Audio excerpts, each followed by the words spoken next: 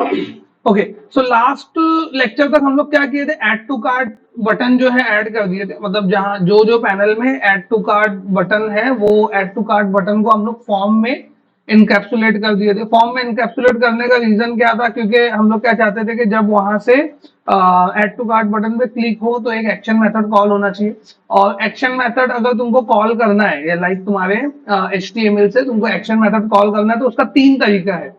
या तो उसको फॉर्म में इनकैप्सुलेट कर दो, पहला तरीका तो पोस्ट होएगा, पोस्ट का एक्शन मेथड कॉल हो जाएगा।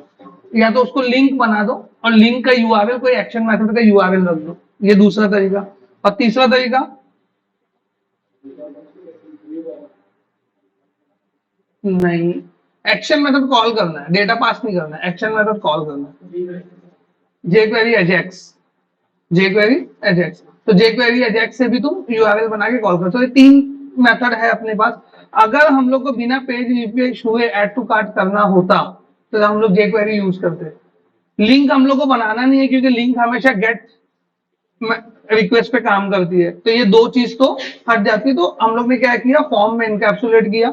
हम लोग की रिक्वायरमेंट क्यों फुल, अब ये भी क्वेश्चन है ना कि कौन सा मैं कब सेलेक्ट करूंगा, ये सब डिपेंड करेगा उसकी रिक्वायरमेंट के ऊपर। जैसे फॉर एग्जांपल क्लाइंट तुमको रिक्वायरमेंट क्या देता है कि ऐड टू कार्ट बटन पे क्लिक हो, तो ऐड टू कार्ट बटन पे क्लिक होने के बाद पेज रिफ्रेश नहीं होना चाहिए, लेकिन वो आइटम कार्ट में ऐड होके वहां पे कार्ट का जो नंबर है वो रिफ्रेश हो जाना चाहिए, ये तुमको रिक्वायरमेंट दे रहे हो।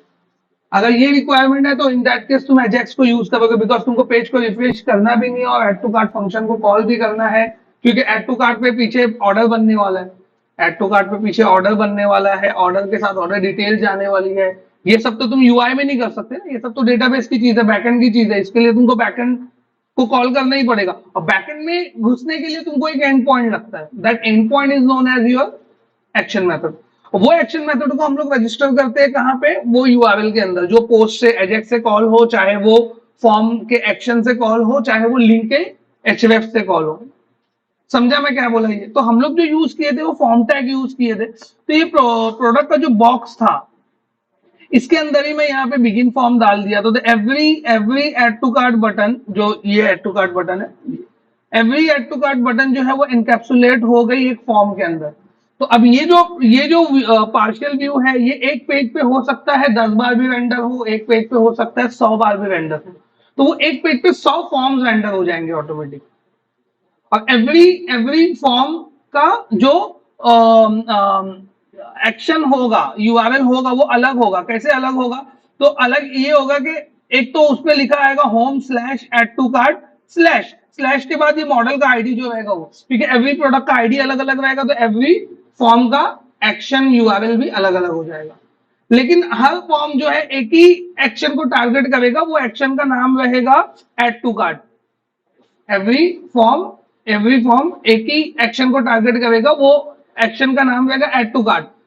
एड टू कार्ट एक्शन के अंदर अगर तुम देखोगे यहाँ पे, तो यहाँ पे आईडी है, तो यहाँ पे आईडी लेकिन एवरी प्रोडक्ट के लिए अलग अलग आएगा। मतलब ये जो आईडी यहाँ पे सबमिट होगा वो किसका आईडी रहेगा? Product ID. यहां तक ये सब लास्ट टाइम हम लोग किए थे, अभी कुछ नया करने नहीं जा रहा। अब मेरे को करना क्या है, अब मेरे को करना ये है कि मेरे पास एड टू कार्ट के अंदर प्रोडक्ट आईडी पर मेरे को मालूम पड़ गया। अब अगर तुमको ऐसा नोटपैड पे अगर मैं ऐसा ड्राई रन खोलूं, अब अगर मेरे को यहां पर प्रोडक्ट ऐड करना है, ठीक है, तो प्रोडक्ट ऐड करने के लिए सबसे पहले मेरे को क्या करना पड़ेगा? ऑर्डर क्रिएट करना पड़ेगा, स्टेप 1। ठीक है, ऑर्डर क्रिएट हो जाएगा तो स्टेप 1 से जो आईडी लेगी उसके वो आईडी लेके ऑर्डर डिटेल क्रिएट करना पड़ेगा।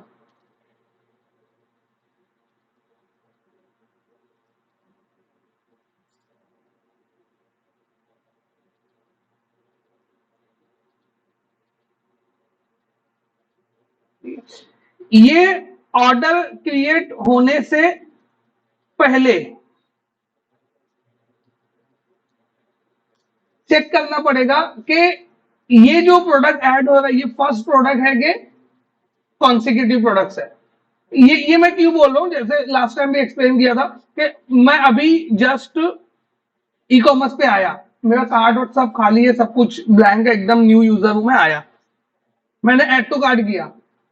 ऐड टू कार्ट में पहला प्रोडक्ट जब कर रहा हूं तो सबसे पहले ऑर्डर बनेगा, ऑर्डर बनने के बाद वही ऑर्डर में जो प्रोडक्ट की बटन पे ऐड टू कार्ट किया वो ऑर्डर डिटेल में चला जाएगा, तो दो टेबल में डेटा चला जाएगा।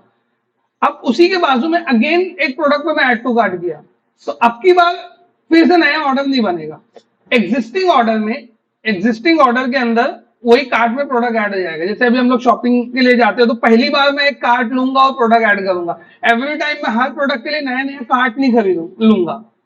एक बार कार्ट लिया, डाला, दूसरे प्रोडक्ट के लिए वापस नया शॉपिंग कार्ट लेने के लिए नहीं जाऊंगा मैं।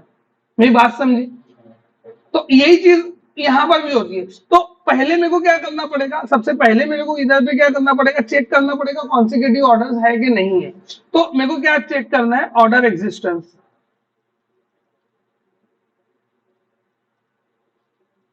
तो ऑर्डर एग्जिस्टेंस में चेक करूंगा, अगर ऑलरेडी ऑर्डर बना है तो वही ऑर्डर में जाएगा, ऑर्डर नहीं बना है तो बना देंगे। ठीक है, ये हो गया। तो स्टेप वन यहाँ पे स्टेप टू कर देता हूं। ठीक है, तो सबसे पहले मैं चेक करूंगा ऑर्डर बना है कि नहीं बना है। अगर ऑर्डर बना रहेगा, मिल गया उसको ऑर्डर, वो कस्टमर के लिए उसको ऑर्डर मिल गया ड्राफ्ट स्टेटस के अंदर, तो वही ऑर्डर आईडी लेगा और डायरेक्ट स्टेप थ्री पे चला जाएगा। ठीक है, ये मैं तुमको क्या बता रहा हूँ, ये तुमको फ्लो चार्ट बता रहा हूं मैं, ये मैं तुमको फ्लो चार्ट बता रहा हूँ। ठीक है, तो अगर ऑर्डर ऑलरेडी है, अगर ऑर्डर एग्जिस्टेंस में, या तो उसको ऑर्डर मिलेगा या तो उसको ऑर्डर नहीं मिलेगा। तो अगर इसका फ्लो डायग्राम हम लोग बनाते हैं लाइक, तो सबसे पहले इधर से इसको मैं बोलता हूँ ये स्टार्ट,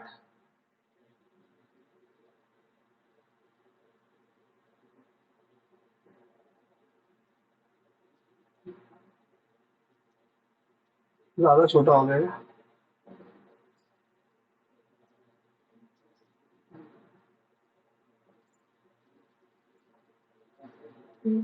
स्टार्ट होने के बाद वो क्या करेगा, कंडीशन चेक करेगा। कंडीशन चेक करने के लिए हम लोग ये लेते ही,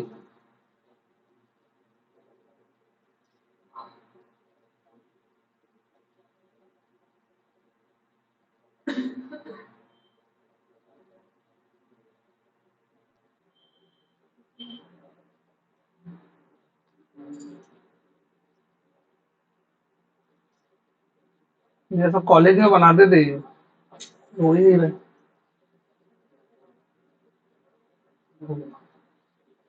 ऑर्डर एग्जिस्ट,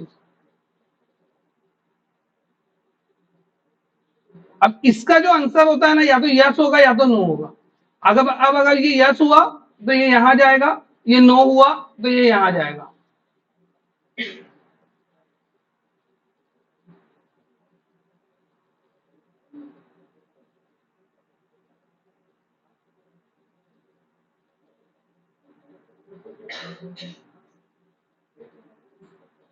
यस पे क्या करना है मेरे को, अगर ऑर्डर ऑलरेडी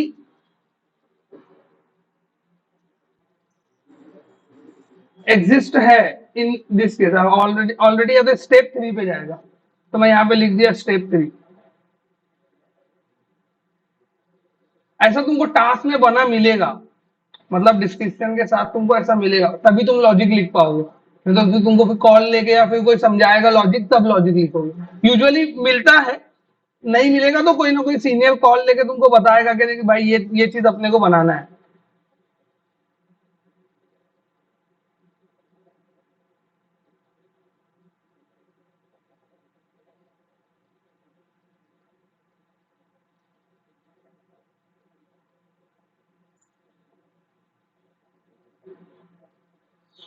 देन आएगा स्टेप टू, और स्टेप टू के बाद क्या रहेगा,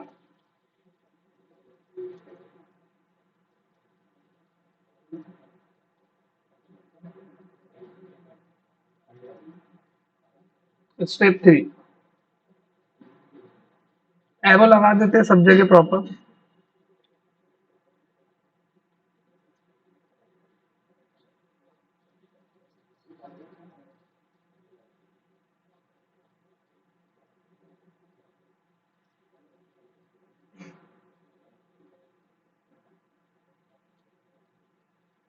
ये एरो इधर हो गया, ये जो यहाँ रहेगा,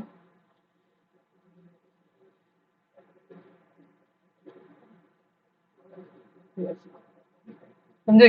तो स्टार्ट होगा, ऑर्डर एग्जिस्टेंस चेक करेगा, अगर ऑर्डर है तो स्टेप 3 पे जाएगा, और उसके बाद फिर यहाँ पे स्टेप 1 में क्या है, स्टेप 2 में क्या है, स्टेप 3 में क्या है, वो यहाँ पे लिख के आ जाएगा। तो ये लॉजिक हम लोग को इम्प्लीमेंट करना है। कहाँ पर ये लॉजिक हम लोग को इम्प्लीमेंट करना है? यहाँ पर।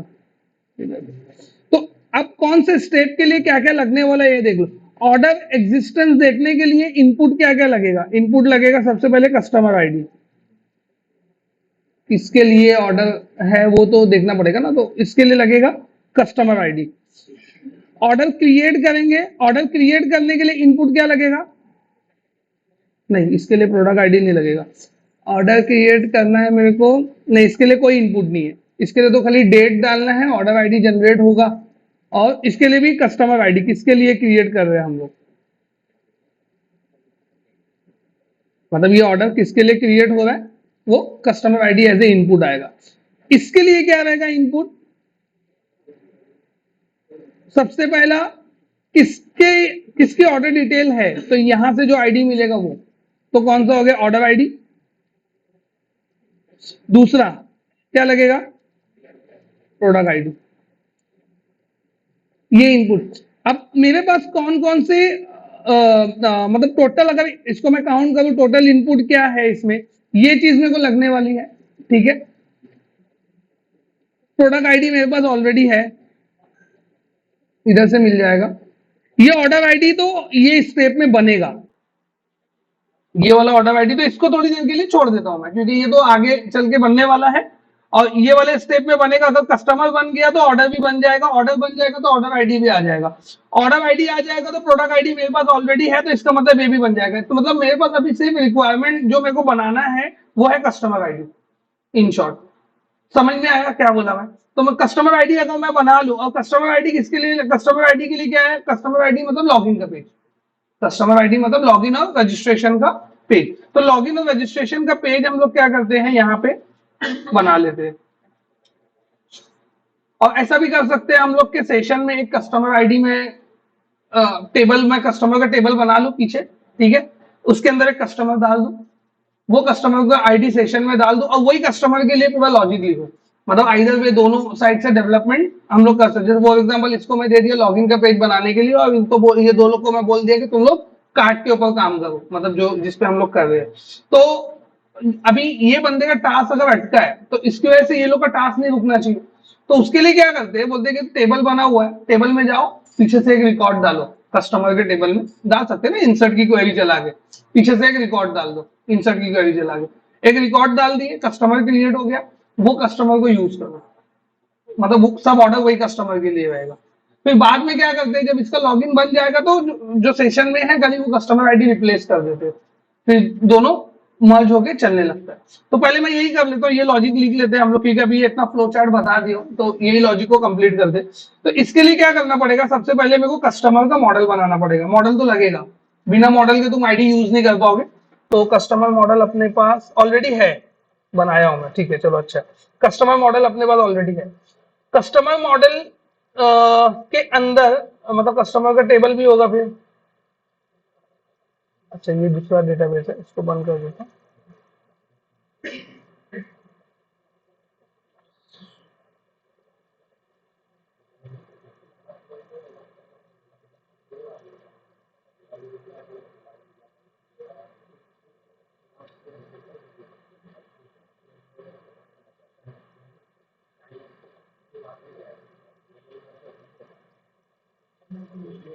कस्टमर का टेबल नहीं बना हुआ है, शायद लास्ट टाइम बना दिए थे। तो यहाँ पे मैं एक कस्टमर डाल देता हूँ मेरे नाम का।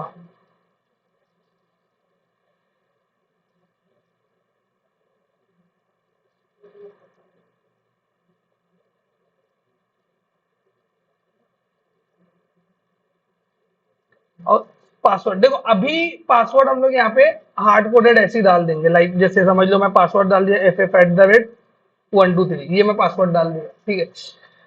लेकिन कोई भी डेटाबेस में आके पासवर्ड नहीं देख पाना चाहिए, तो इसके लिए हम लोग क्या करते हैं, एनक्रिप्शन को यूज करते हैं। मतलब जब भी बंदा पासवर्ड वहां पे डालेगा, यानी जो तुम्हारा रजिस्ट्रेशन का फॉर्म रहेगा, तो जब वहां पे पासवर्ड डालेगा तो वो पासवर्ड वो डालेगा प्लेन टेक्स्ट में देखो, मैं थोड़ा टर्मिनोलॉजी बता देता हूँ। जो नॉर्मल दिखने वाला टेक्स्ट होता है, जो ह्यूमन रीडेबल, उसको हम लोग बोलते हैं प्लेन टेक्स्ट। ठीक है, प्लेन टेक्स्ट को इंक्रिप्शन करने के बाद जो टेक्स्ट बनता है उसको हम लोग बोलते हैं साइफर टेक्स्ट, मतलब इंक्रिप्टेड टेक्स्ट या साइफर टेक्स्ट। साइफर टेक्स्ट को फिर हम लोग डिक्रिप्शन करते हैं तो वो प्लेन टेक्स्ट में कन्वर्ट हो जाता है। तो ये पूरा मतलब कुछ टर्म्स है। तो जब बंदा यूआई में जो पासवर्ड डालेगा वो प्लेन टेक्स्ट रहेगा। प्लेन टेक्स्ट को हम लोग क्या करेंगे, इंक्रिप्ट करेंगे, साइफर टेक्स्ट में कन्वर्ट करेंगे और किस में डाल देंगे, डेटाबेस के अंदर। तो यहाँ पे जब आके बंदा चेक करेगा तो उसको इंक्रिप्टेड टेक्स्ट मिलेगा, मतलब उसको पासवर्ड पता नहीं चलेगा। ठीक है, फिर हम लोग जब यहाँ से रिट्रीव करेंगे डेटाबेस से, जब भी हम लोग रिट्रीव करेंगे तो रिट्रीव करके हम लोग क्या करेंगे, डिक्रिप्शन का लॉजिक लगाएंगे। जैसे इंक्रिप्शन होता है वैसे डिक्रिप्शन भी होता है। तो इंक्रिप्शन में एक की यूज होती है, डिक्रिप्शन में सेम की को यूज करना पड़ता है। तो वो कोई एक ही बंदा कर सकता है, जो एनक्रिप्ट करेगा वही डिक्रिप्ट करेगा। या फिर इंक्रिप्शन और डिक्रिप्शन करने वाले दो अलग अलग लोग हैं, तो उसको क्या करना पड़ेगा, सेंडर और रिसीवर के बीच में की को एक्सचेंज करना पड़ेगा, शेयर करना पड़ेगा। ये कंसेप्ट है इंक्रिप्शन का। इसके अलावा और कहीं कहीं भी इंक्रिप्शन देखोगे तो यही कंसेप्ट यूज होता है। अभी अगर तुमको ध्यान होगा, व्हाट्सएप भी निकाला है एनक्रिप्टेड चैट एंड ऑल का कंसेप्ट। क्या है वो, किसको मालूम है? खाली लोग बोलते ताला बनाए तो सिक्योर है, कर लेते हैं, सही है, लेकिन वो है क्या असल में वो कंसेप्ट?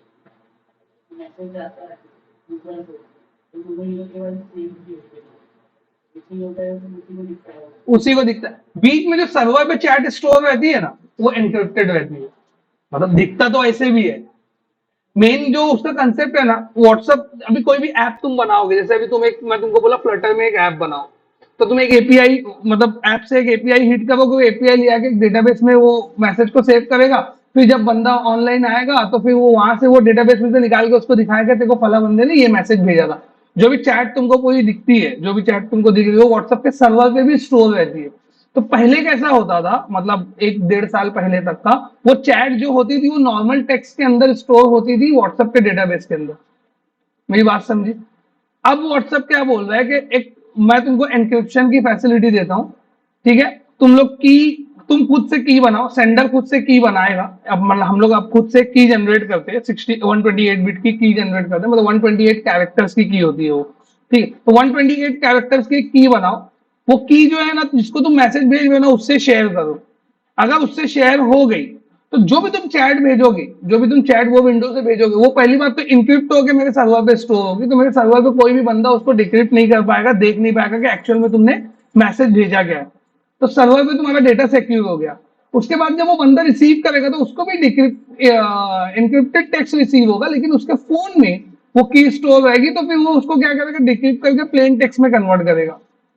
समझा? तो यही कंसेप्ट है। तो यही हम लोग को भी इंप्लीमेंट करना है यहाँ पे। तो हम लोग कैसे करेंगे इंप्लीमेंट, जब बंदा रजिस्ट्रेशन फॉर्म से नॉर्मल टेक्स्ट को डालेगा, नॉर्मल टेक्स्ट एंटर करेगा रजिस्ट्रेशन फॉर्म से, तो हम लोग वो नॉर्मल टेक्स्ट को एनक्रिप्ट करेंगे और एंटिटी फ्रेमवर्क को दे देंगे। एंटिटी फ्रेमवर्क को क्या लेना देना कि उसमें FF@123 लिखा है या 128 कैरेक्टर्स आए, वो तो ले जाके डेटाबेस में स्टोर करेगा, दैट्स इट। तो ये स्टोर हो जाएगा पासवर्ड फील्ड में। और कोई बंदा अगर डेटाबेस में से आके चेक करेगा कि पासवर्ड मैं इसका निकाल लेता हूं, तो वो नहीं निकाल पाएगा, बिकॉज वो एनक्रिप्टेड फॉर्म में रहेगा।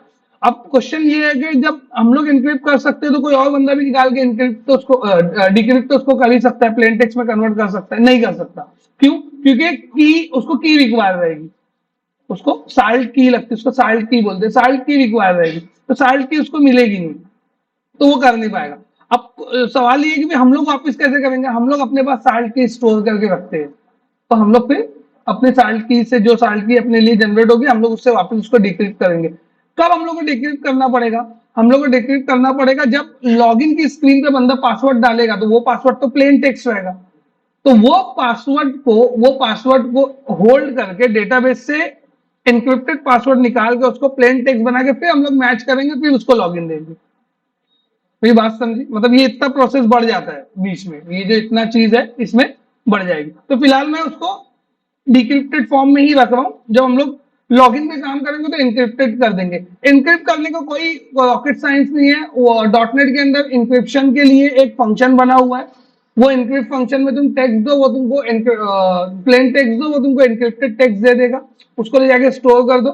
फिर और वो तुमको साल्ट की भी बना के देगा, वो की को स्टोर करके रख लो। उसके बाद जब तुमको डिक्रिप्ट करना रहेगा तो वही की को यूज करो और डिक्रिप्शन को यूज करो, वो डिक्रिप्ट कर देगा।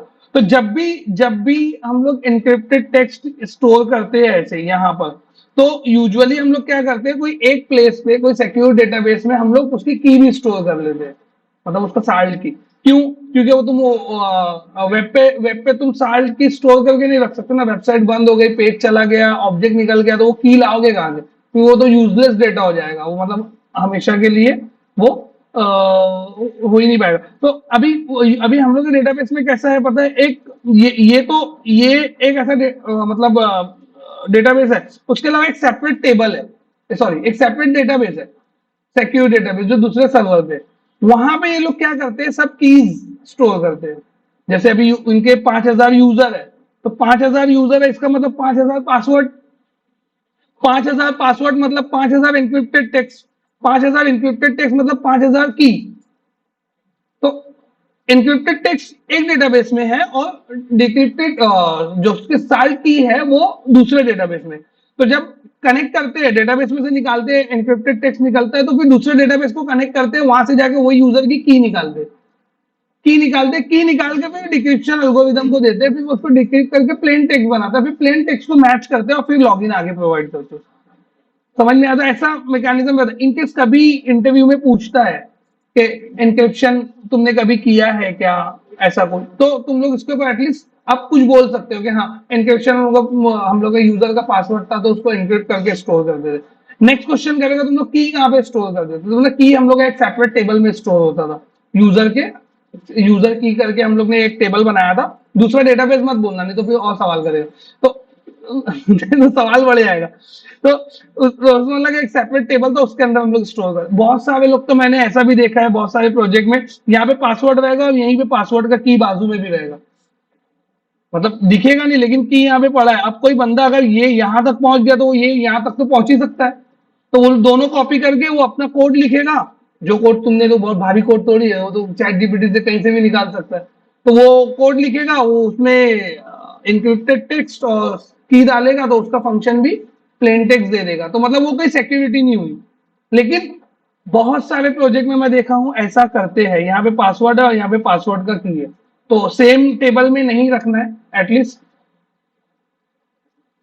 और वो जो टेबल है, वो जो जो की वाला, हाँ ये क्वेश्चन ये भी है ना कि जो बंदा कस्टमर तक पहुंच सकता है तो वो दूसरे टेबल भी तक भी तो पहुंच सकता है। तो जो दूसरा टेबल है वो तुम क्या कर सकते हो, एसक्यूएल सर्वर में यूजर को टेबल लेवल का एक्सेस दे सकते हो, मतलब कि ये 5 टेबल तो एक्सेस करेगा, ये नहीं करेगा, ये 3 व्यू करेगा, ये नहीं करेगा। समझे? तो ये हम लोग कर सकते हैं। तो ये हम लोग कैसे करते हैं? अब इसको अचीव करने का दो तरीका, या तो व्यू बना लो। व्यू, डेटाबेस का व्यू मेरे ख्याल से सबको पता रहेगा, क्रिएट व्यू। व्यू का नाम एज सेलेक्ट की क्वेरी, तो वो सेलेक्ट की क्वेरी वो व्यू के नाम में स्टोर हो जाती है। जैसे मेरे पास अभी ये टेबल को एग्जांपल है, तो कस्टमर, इसमें मेरे को क्या करना है, यहाँ पे समझो साल्ट की है, लेकिन मेरे को कस्टमर को दिखाना नहीं है, मतलब मेरे को किसी को दिखाना नहीं है।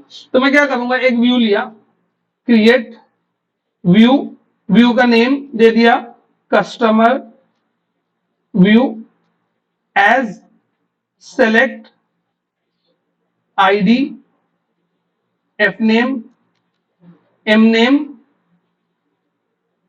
मोबाइल, ईमेल,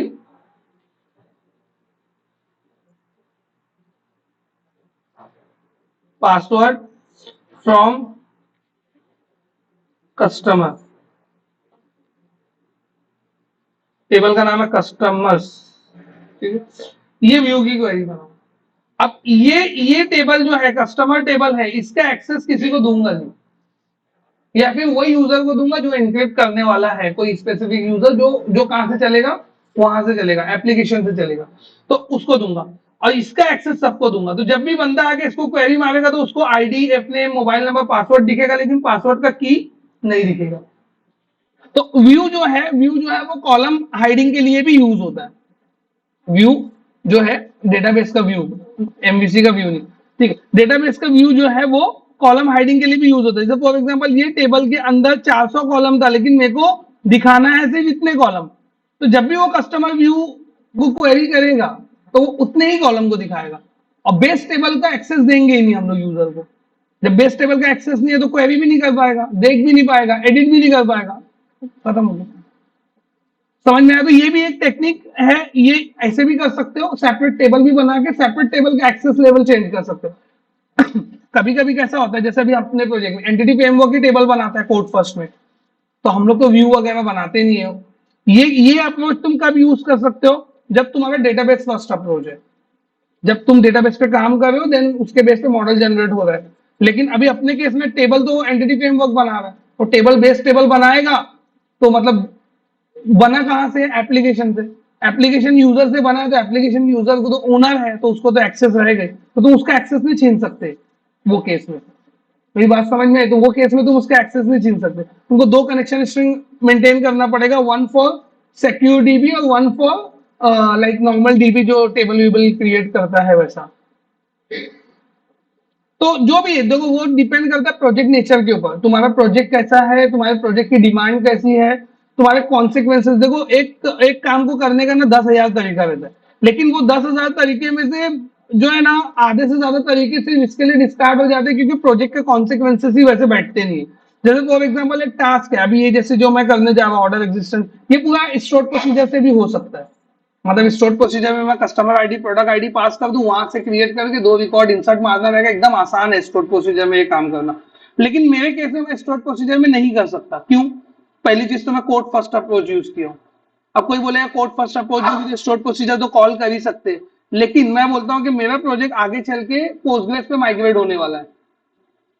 अब अब नहीं कर सकता हूं, तो ऐसे प्रोजेक्ट के कुछ कॉन्सिक्वेंसेज होते हैं नहीं चलता, स्टोर प्रोसीजर नहीं चलता है, बाकी सब चलेगा।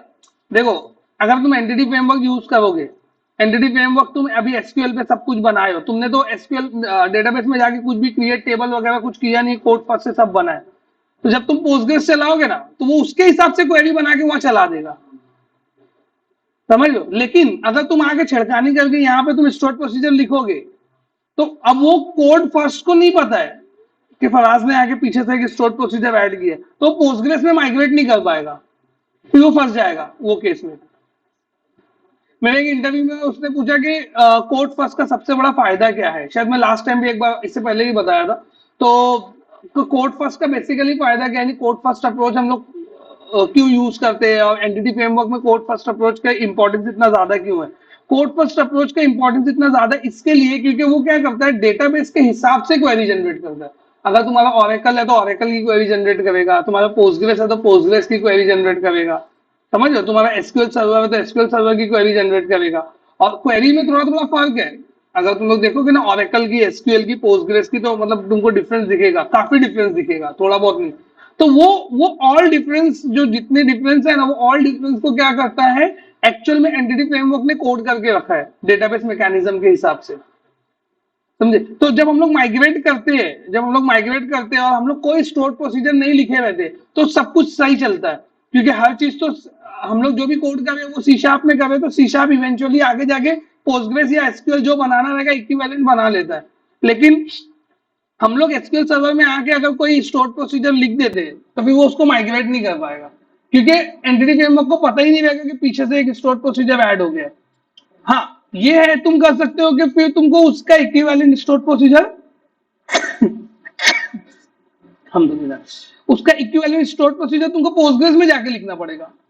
ये हो जाता है। अब एक स्टोर प्रोसीजर में तो तुम लिख लोगे, लेकिन अगर ऐसे ही तुम्हारे जैसे बंदे 5-6 साल काम किए और उन लोग ने इतने सारे स्टोर प्रोसीजर लिख डाले, तो 100-150 स्टोर प्रोसीजर रहेगा, फिर उसको माइग्रेट करना पड़ेगा।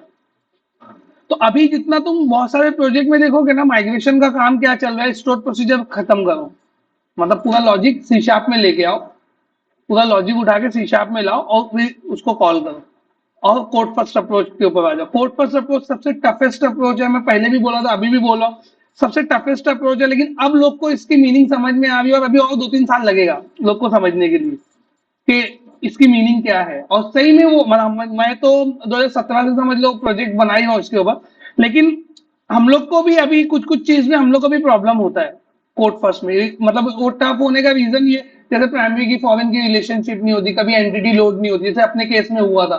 तो हम लोग अभी जैसे मेरे को पता है, तो मैं उसका वर्क अराउंड निकाला और फॉरेन फिक्स कर दिया। कोई और रहता है सीधा बैकआउट कर देता है, कोई और आर्किटेक्ट रहेगा ना, सीधा बैकआउट कर देगा, बोलेगा ये नहीं चलेगा, ये गलत आर्किटेक्चर है, कोई दूसरा आर्किटेक्चर लेके आओ। तो वो लोग कोड फर्स्ट को ना छोड़ देते हैं फिर वो केस में। तो कोड फर्स्ट कैसा है, कोड फर्स्ट में हर एक चीज का सॉल्यूशन है, बस ये सॉल्यूशन थोड़ा लंबा रहेगा लेकिन सॉल्यूशन लॉन्ग टर्म सॉल्यूशन है उसका। क्योंकि तुम कुछ भी स्टोर प्रोसीजर में और आप डेटाबेस में जाके छिड़कानी नहीं करते हो ना, तो उसकी वजह से जो चीज रहती है तुम्हारे पास एक सेंट्रलाइज सी शार्प में रहती है। अब तुमको उसको ओरेकल साइड भेजना है, पोस्टग्रेस साइड भेजना है, या कोई और डेटाबेस में भेजना है, तुम उसको माइग्रेट कर सकते हो। और अगर तुम डेटाबेस में जाके कुछ भी छिड़कानी करोगे तो इधर सी शार्प में पता नहीं चलता है, तो माइग्रेशन मुश्किल हो जाता है। तो तुम्हारा एक कोड बेस से तुम मल्टीपल प्रोडक्ट नहीं चला सकते हो, मल्टीपल प्रोडक्ट का डेटाबेस नहीं चला सकते। जैसे भी हम लोग का प्रोडक्ट जो है वो पोस्टग्रेस में भी चलता है, एसक्यूएल में भी चलता है, ओरेकल में भी चलता है, तीनों में चलता है। मतलब तीनों के लिए तो हम लोग को तीनों के लिए separate separate store procedure maintain करना पड़ता। एसक्यूएल का पूरा स्टोर प्रोसीजर अलग, ओरेकल का पूरा स्टोर प्रोसीजर अलग, समझ लो, पोस्टग्रेस का पूरा स्टोर प्रोसीजर अलग, ऐसा करना पड़ता हम लोग को। नाम सबका सेम रखते हैं, कॉलिंग नेम सेम रखते हैं, तो सी शार्प का कोड तो सेम ही रहता। लेकिन कॉल होने के बाद अगर ओरेकल से कनेक्ट है तो ओरेकल वाला कॉल होगा, एसक्यूएल से कनेक्ट है लेकिन तीनों का लॉजिक सेम लिखना पड़ता है और तीनों में क्वेरीज बहुत अलग अलग है, तीनों में कोड करने का तरीका अलग अलग है। तो तीन अलग अलग डेवलपर मेंटेन करके रखना पड़ता है, तीन रिसोर्स अलग अलग लगते हैं, एक ओरेकल वाला लगता है, एक पोस्टग्रेस वाला लगता है और एक एसक्यूएल सर्वर वाला। तो एंटिटी फ्रेमवर्क बोला कि तुम वो लॉजिक को उठा के इधर डालो, मैं कन्वर्ट करके दूंगा। तो ये तीन रिसोर्स की तो जॉब ही खा गया। तुमको सी शार्प आता है, सी शार्प में तुम लॉजिक लिखो, वो कन्वर्ट करके देगा तुमको। समझ लो मतलब इंपॉर्टेंस। अगर थोड़ा सा मेरी बात दो तीन बार सुनोगे रिकॉर्डिंग में तो शायद समझे कि जो जो इंपॉर्टेंस कोड फर्स्ट का है ना, इसकी वजह से वो थोड़ा टफ है, इसकी वजह से वो थोड़ा मुश्किल है, लेकिन है वो लॉन्ग टर्म सॉल्यूशन ऑलवेज। तो मैं यहाँ आता हूँ, रिकॉर्ड बना दिया। अब ये रिकॉर्ड को मेरे को यूज करना है। अल्हम्दुलिल्लाह। अब मेरे को क्या करना रहेगा, ये कस्टमर आईडी जो है, कस्टमर आईडी 1 जो है, इसको स्टोर करके रखना है कहां पर, सेशन में। तो अपना प्रोजेक्ट चालू कहां से हो रहा है, अपना प्रोजेक्ट चालू होता है होम इंडेक्स, यहां से। तो यहां पर मैं क्या करूंगा, एक सेशन में वो कस्टमर आईडी को डाल के रख दूंगा। कस्टमर आईडी मेरे को यहाँ पे चाहिए, मतलब मेरे को क्या चाहिए, यहाँ पे कस्टमर की रेपोजिटरी चाहिए। तो कस्टमर की रेपोजिटरी बनी भी है कि नहीं वो थोड़ा सा चेक करना पड़ेगा।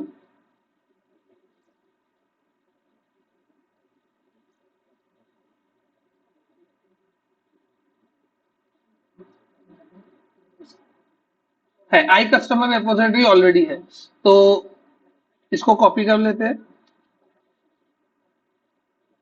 प्रोडक्ट इमेज की जगह मैं लिख दूंगा कस्टमर,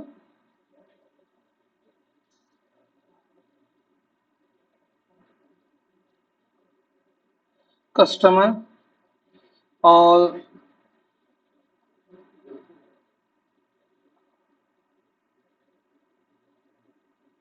कस्टमर,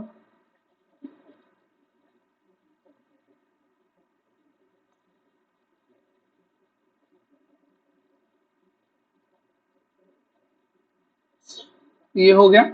तो यहाँ पे मैं क्या कर दिया, एक प्रॉपर्टी क्रिएट कर दिया। देखो यहाँ पे जितनी प्रॉपर्टी है ना, इसको रीड ऑनली कर दो। रीड ऑनली क्यों, रीड ऑनली वेरिएबल को मैं सिर्फ कंस्ट्रक्टर में इनिशियलाइज करता हूँ, तो ऑलरेडी मैं कंस्ट्रक्टर में कर ही रहा हूँ, मैं शायद भूल गया था पहले, तो रीड ऑनली कर देते हैं उसको।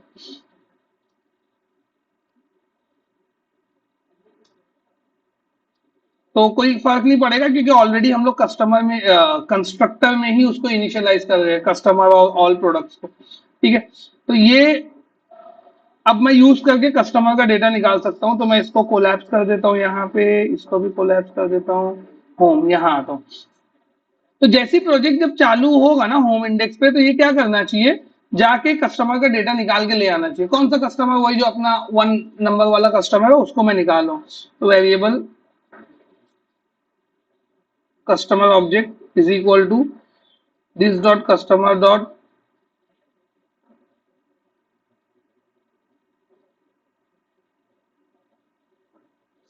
गेट बाय आईडी था ना अपने पास, हाँ है, गेट और उसके आगे आईडी। तो get get get get customer ID 1। तो ये क्या करेगा, वो कस्टमर को निकालेगा। अभी कस्टमर के ऑब्जेक्ट को देखो मैं क्या करूंगा, कस्टमर के ऑब्जेक्ट को मैं डाल दूंगा सेशन में। सेशन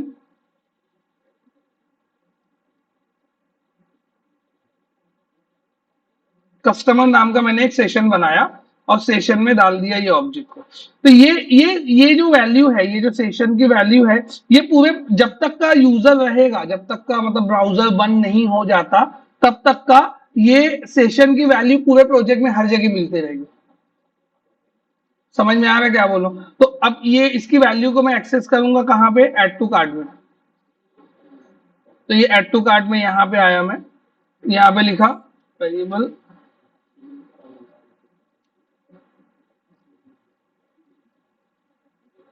करंट कस्टमर बोल देता हूं, ठीक है। करंट कस्टमर मतलब जो सेशन से आएगा वो करंट कस्टमर, और सेशन का ये पेस्ट कर दिया। यहां पे आगे इसको कास्ट करना पड़ेगा, इसको कास्ट करना पड़ेगा कस्टमर के ऑब्जेक्ट में, कस्टमर के मॉडल में।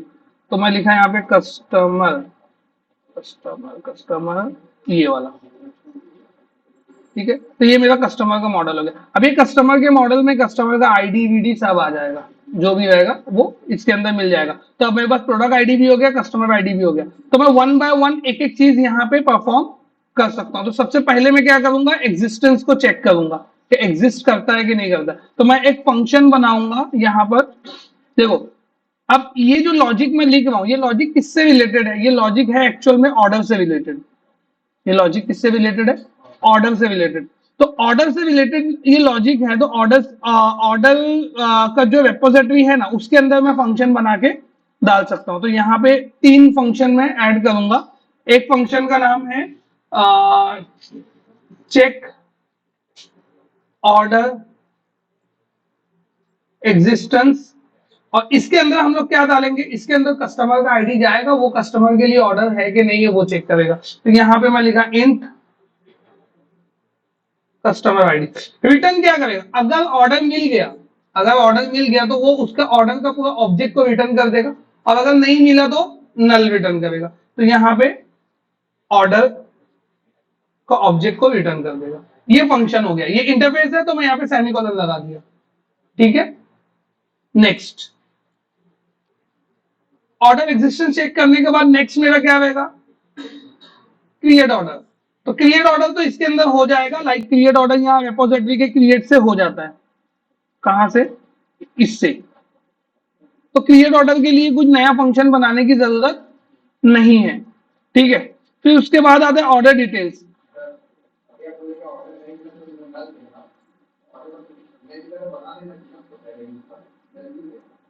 नल देगा, देन हम लोग इंसर्ट मार के क्रिएट करेंगे ना।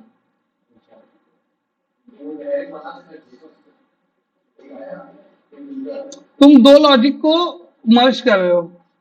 तुम्हारे पास ऑर्डर क्रिएट करने का लॉजिक ऑलरेडी है, जो तुम्हारे एक स्टेप में चलता है। फिर वो तुम्हारा वर्क फ्लो कैसे चलेगा? वो तो मैं पूरा भी कर सकता हूँ ना एक साथ, कि मिला तो ये कर, नहीं मिला तो ये कर, ये हो गया, फिर ऑर्डर डिटेल भी बना दे। वो तो एक ही में कर देता हूँ मैं फिर, और उसका नाम दे देता हूँ ऐड टू कार्ट। अपने को क्या करना रहता है? एक बड़े लॉजिक को छोटे छोटे पार्ट्स में डिवाइड करना रहता है। जितना तुम ब्रेक डाउन करोगे ना, उतना ज्यादा तुम्हारा लॉजिक क्लियर एंड क्रिस्प बनेगा। दूसरा, उतना तुम उसको कहीं और भी यूज कर पाओगे। अभी अगर ये बनाने लगा, और अगर मेरे को कहीं और पे ऑर्डर एग्जिस्टेंस चेक करना है, मतलब ये कस्टमर का ऑर्डर है कि नहीं है, कहीं और मतलब बनाना नहीं है, सिर्फ चेक करना है, तो मैं ये फंक्शन को तो यूज कर सकता हूँ ना। लेकिन अगर उसके अंदर भी लॉजिक घुसेड़ दिया तो कैसे यूज करूंगा? फिर मेरे को एक सेपरेट फंक्शन लिखना पड़ेगा। फिर जब सेपरेट लिखने जाओगे तो फिर तुम्हारा लीड बोलेगा कि ये कोड ऑलरेडी वो फंक्शन में है, उधर से उठा के कॉपी कर और फिर उसको उधर पे कॉल कर। इवेंचुअली आगे जाके वो 2 फंक्शन बन जाएगा। समझे क्या बात? तो ये हो गया मेरा कस्टमर आईडी। कस्टमर आईडी को मैं पास किया, वो कस्टमर के लिए ऑर्डर है कि नहीं है तो लाके देगा, नहीं है तो नल रिटर्न करेगा। ये हो गया। फिर उसके बाद ऑर्डर क्रिएट करना है, तो रेपोजिटरी में क्रिएट फंक्शन ऑलरेडी है, तो वहां से क्रिएट कर देगा। फिर आता है ऑर्डर डिटेल्स का क्रिएट। तो ऑर्डर डिटेल्स की रिपोजिटरी में गया मैं, इसमें इसका क्रिएट ऑलरेडी यहाँ पे इसका क्रिएट है, तो कोई नया फंक्शन बनाने की जरूरत नहीं। तो मेरे को सिर्फ बिजनेस लॉजिक में एक एक्स्ट्रा फंक्शन ऐड करना पड़ा। कौन सा एक्स्ट्रा फंक्शन ऐड करना पड़ा? ऑर्डर की रेपोजिटरी में ये फंक्शन ऐड करना पड़ा। अब जहां पे ये इंटरफेस यूज हुआ है, वहां पे उसकी डेफिनेशन अपने को लिखना पड़ेगा। तो मैं यहाँ पे आया, ये मेरी हाँ, यहाँ पे मेरे को लिखना पड़ेगा उसकी डेफिनेशन, ठीक है। तो इधर पे मैं कंट्रोल डॉट किया, तो उसने बोला इंप्लीमेंट करो, तो मैं बोला ठीक है कर देता हूँ, ये आ गया। यहां पे मैं एक्चुअल में जो है ये लिखूंगा, लॉजिक लिखूंगा। तो मेरे पास यहाँ पे जो मैं लॉजिक लिखने के लिए जा रहा हूं, अभी मैं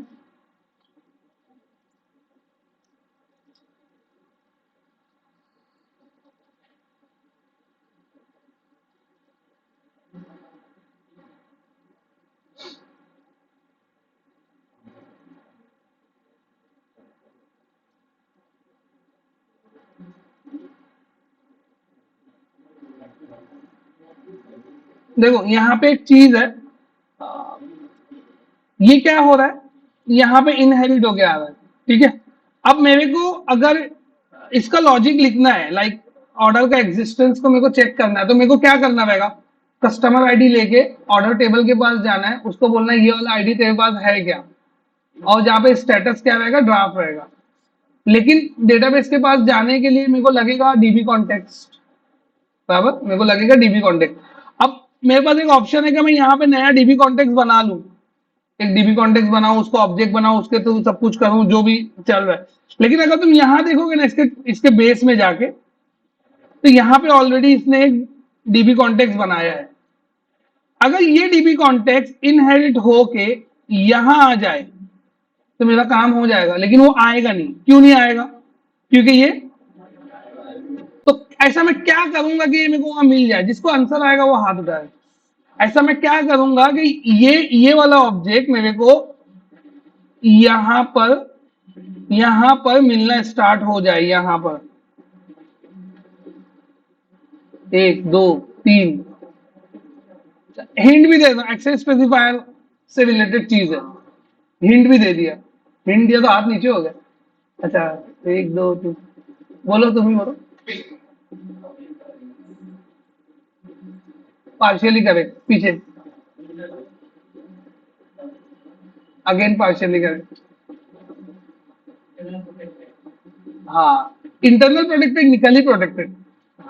कली प्रोटेक्टेड अगर मैं कर दूं तो वो मेरे को बेस क्लास में मिलने लगे। इंटरनल प्रोटेक्टेड से भी काम हो जाएगा, मतलब गलत नहीं बोला तुम्हारा आंसर ना, उन लोगों को पार्शियली करेक्ट बोला, तुमको फुल्ली करेक्ट। लेकिन इंटरनल प्रोटेक्टेड से भी मेरे को इंटरनल प्रोटेक्टेड की जरूरत ही नहीं है असल में यहाँ पे। अगर मेरे को अभी उसको तुम इंटरनल करोगे ना, तो फिर वो असेंबली के बाहर यूज नहीं होगा, फिर वो एक नया प्रॉब्लम क्रिएट हो जाएगा, नया एक्सेस स्पेसिफायर की बात आ जाएगी।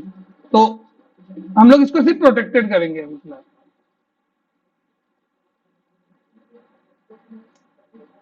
यस, अब इसको मैं किया तो ये जो है वेरिएबल मेरे को यहां मिलना चाहिए। तो देखो चेक कर लेते मिल रहा है कि नहीं मिल रहा है। तो मैं यहां आके लिखा दिस डॉट, आया, ये इनिशियलाइज वहां होगा तो बेस में। अब कोई बोले कि क्या गारंटी है कि ये फुल्ली इनिशियलाइज हो चुका रहेगा जब तुम यहां पे लिखोगे। तो मैं क्वेश्चन क्या किया, क्या गारंटी है कि जब कोड यहां एग्जीक्यूट होने के लिए पहुंचेगा तो ये फुल्ली इनिशियलाइज हो चुका रहेगा, क्या गारंटी है उसकी। एग्जैक्टली बेस क्लास का कंस्ट्रक्टर पहले कॉल होता है। तो ये बात शायद एक इंटरव्यू क्वेश्चन में भी मैं बताया था कि वो लोग सीक्वेंस पूछते हैं, याद है। तो वो वही सीक्वेंस, अब देखो वो चीज का प्रैक्टिकल यूज आ रहा है। अब ये यहाँ पे अगर मैं देखूंगा बेस क्लास का, तो बेस क्लास का कंस्ट्रक्टर पहले कॉल होगा। अब बेस क्लास का कंस्ट्रक्टर कॉल होगा तो इधर से ये एक्टिवेट हो जाएगा, और इधर पे भी ये वाला कंस्ट्रक्टर भी है, ये देखो एक्टिवेट करके इनिशियलाइज कर देगा। तो पक्का इनिशियलाइज हो ही जाएगा। मेरी बात समझी, ठीक है। अब मैं इधर आया बैक, कॉन्टेक्स्ट डॉट, डॉट में मेरे को क्या करना है, अगर मैं ये कॉन्टेक्स्ट को देखूं, ये अच्छा ऑब्जेक्ट की टाइप क्या है, ये मैं कॉन्टेक्स्ट को देखूं तो ये इसकी टाइप क्या है, अभी इसकी टाइप है dB context, normal dB context. अब हम लोग का डीबी कॉन्टेक्स्ट का नाम क्या है, ई कॉमर्स डीबी कॉन्टेक्स्ट। तो मेरे को क्या करना पड़ेगा, सबसे इंपॉर्टेंट चीज, इसने देखो कैसे किया है, यहां पर कहा गया, ये गेट सेट,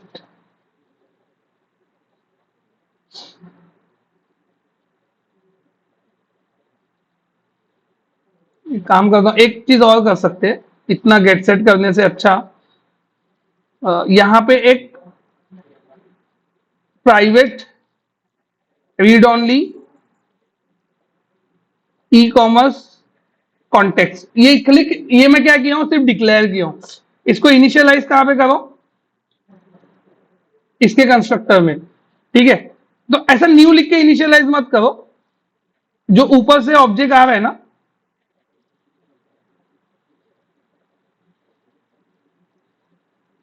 इसको क्या तकलीफ है, cannot implicitly convert type to DB context to, यहां डाल देते,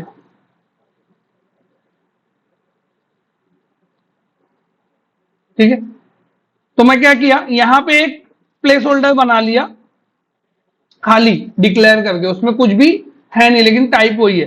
और वो प्लेस होल्डर को इनिशियलाइज कहां से किया, जो ऊपर से आ रहा था ना दिस लिख के, जो जिसको प्रोटेक्टेड करके मैं यहां तक लाया हूं, सब क्लास तक का, उसको लेके यहां इनिशियलाइज किया। अब इसको यहां पे यूज करूंगा, context dot orders dot where, वो ऑर्डर निकाल जहां पे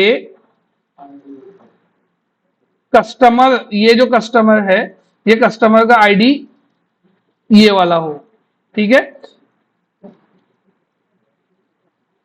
इतना आगा हुआ ना, आगे ही कोड करता है।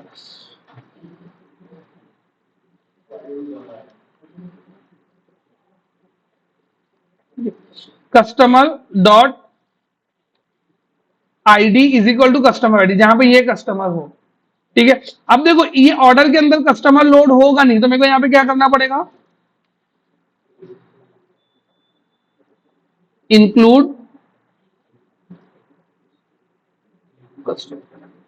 अब तो क्योंकि लेजी लोडिंग हम लोग ऑलरेडी अनेबल करके रखे हैं, तो ये ऑर्डर लोड करेगा, लेकिन ऑर्डर, वो ऑर्डर कौन से कस्टमर का, वो ऑब्जेक्ट लोड नहीं करेगा।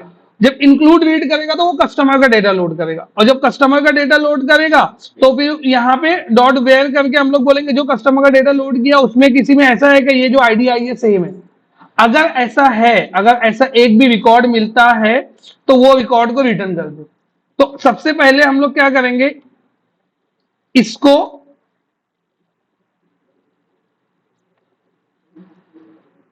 कस्टमर लिस्ट करके स्टोर कर लेंगे, क्योंकि देखो ऐसा भी हो, कस्टमर लिस्ट नहीं, सॉरी ऑर्डर लिस्ट, गलती हो गई,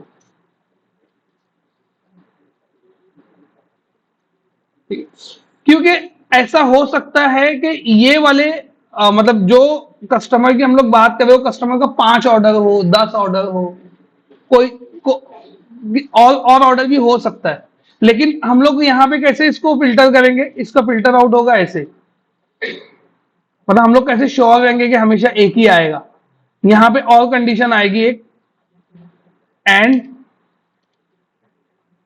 x dot order status is equal to graph. तो हम लोग एक इनम बना के रखे थे ऑर्डर स्टेटस के लिए, कहां है वो, याद है किसी को, कहां है,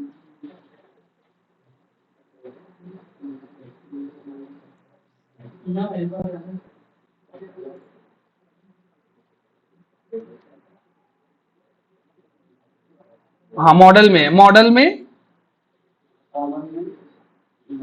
shop not dot model dot enum, ठीक है।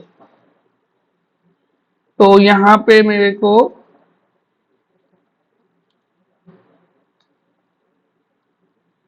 डॉट ड्राफ्ट, ठीक है। ये अगर दिख नहीं रहा है तो इसको मैं ऐसा कर देता हूं,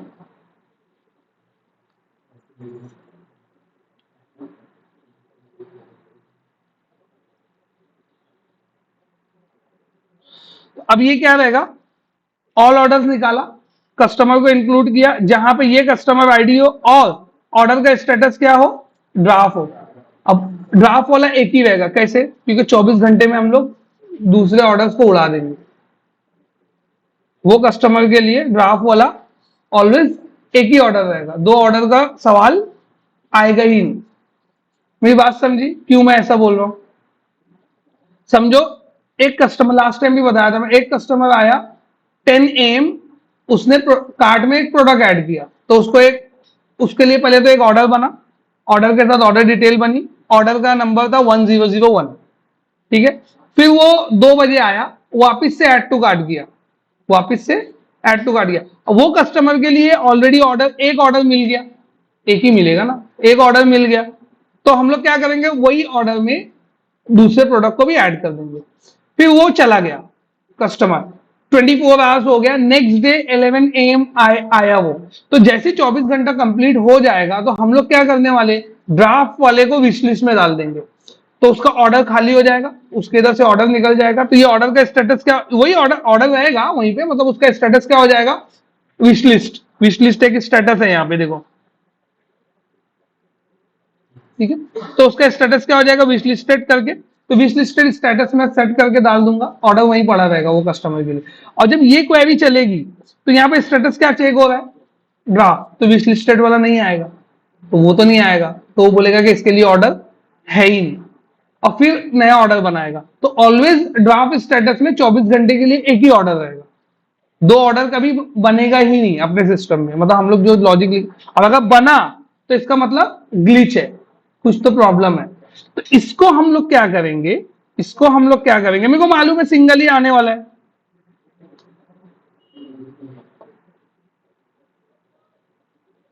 है ना, ये सिचुएशन मेरे को मालूम है सिंगल ही आने वाला है, तो सिंगल और डिफॉल्ट, तो ये क्या बन गया, ऑर्डर, ऑर्डर का ऑब्जेक्ट। और ये ऑर्डर का ऑब्जेक्ट को रिटर्न नहीं करूंगा मैं, स्टोर नहीं करूंगा मैं, रिटर्न कर देता हूं, हो गया लॉजिक, पूरा फंक्शन ही एक लाइन में हो गया। समझ में आया। तो अब ये क्या कर रहा है, ऑर्डर निकाल रहा है, कस्टमर को लोड कर रहा है, वेयर क्लॉज में जा रहा है, वेयर क्लॉज में जाके ये कस्टमर के लिए चेक कर रहा है क्या, वो कस्टमर के लिए समझो 3 ऑर्डर मिला, लेकिन 3 ऑर्डर में से क्या मिलेगा, 2 विश लिस्टेड है, एक हो सकता है सबमिटेड हो, एक विश लिस्टेड हो, और एक ड्राफ्ट हो। तो ये कंडीशन ट्रू होगी तो एक एक ऑब्जेक्ट मिलेगा, उसको सिंगल में कन्वर्ट करेगा, उसको रिटर्न कर देगा, वो ऑर्डर हो जाएगा, ठीक है। अब 24 घंटा हो गया, 24 घंटे में एक भी ऑर्डर उसने लेट से प्लेस नहीं किया, ये सिनेरियो के लिए आते हैं, तो वो कस्टमर के लिए आया तो उसको 2 ऑर्डर लिस्टेड मिलेगा, एक ऑर्डर सबमिटेड मिलेगा, बराबर, और ड्राफ्ट में एक भी नहीं मिलेगा, तो ये लिस्ट क्या आएगी, ये लिस्ट क्या आएगी, एम्प्टी। एम्प्टी सिंगल और डिफॉल्ट क्या करेगा, डिफॉल्ट वैल्यू रिटर्न करेगा, किसकी डिफॉल्ट वैल्यू रिटर्न करेगा, ऑर्डर ऑब्जेक्ट की, और ऑब्जेक्ट की डिफॉल्ट वैल्यू क्या होती है, नल, तो ये फंक्शन नल रिटर्न करेगा। समझ में आया।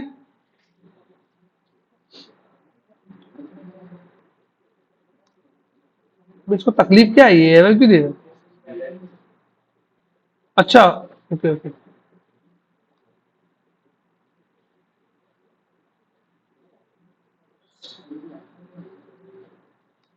तो ये मेरा हो गया सिंपल सा फंक्शन, एक और कम है यार,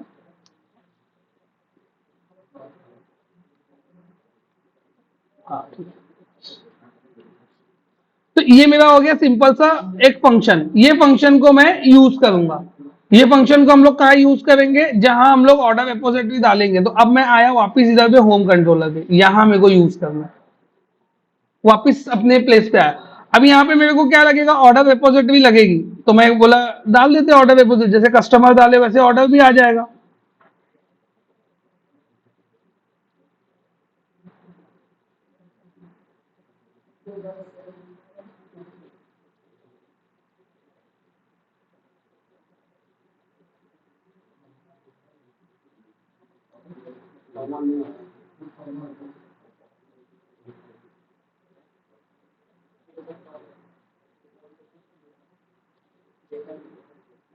ठीक है, ये हो गया ऑर्डर रिपोजिटरी।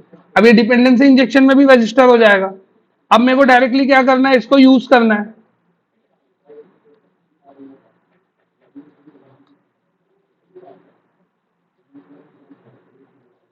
तो यहाँ आके मैं लिखा this dot order repository dot, function आ गया यहाँ पे। ये बोल रहे क्या, कस्टमर का आईडी पास करो, तो मैं बोला कस्टमर का आईडी, ये कस्टमर का ऑब्जेक्ट है सेशन से जो मिला है, उसके अंदर कस्टमर का आईडी भी रहेगा, डॉट आईडी, कस्टमर का आईडी चला गया, कस्टमर का आईडी लेके ये आएगा इसके अंदर, कस्टमर का आईडी लेके ये आएगा इसके अंदर, यहां पर ये कस्टमर आईडी से ये क्वेरी चलाएगा। अगर इसको कुछ मिलता है, अगर इसको यहाँ पे कुछ मिलता है तो ये रिटर्न करेगा, कहाँ रिटर्न करेगा, जहां पे ये कॉल हुआ है, तो ये कॉल हुआ है होम कंट्रोलर में यहाँ रिटर्न करेगा। इसमें मैं चेक कर लूंगा कि मिला कि नहीं मिला। तो मैं यहां पे लिखा इफ अगर ये नॉट इक्वल्स नल है तो क्या करना है, और नल नहीं है तो क्या करना है। इसके लिए मैं इसको एक वेरिएबल में स्टोर कर देता हूं, बेटर रहेगा। क्यों वेरिएबल में स्टोर करो बताता हूं। क्योंकि अगर नल नहीं है मतलब कुछ है, और कुछ है तो उसको मेरे को यूज करना है। अगर मैं उसको स्टोर करूंगा तभी यूज कर पाऊंगा, खाली कंडीशन चेक करके नहीं चलेगा। तो मैं इसको कंट्रोल एक्स किया और यहां पे बोला order is equal to this.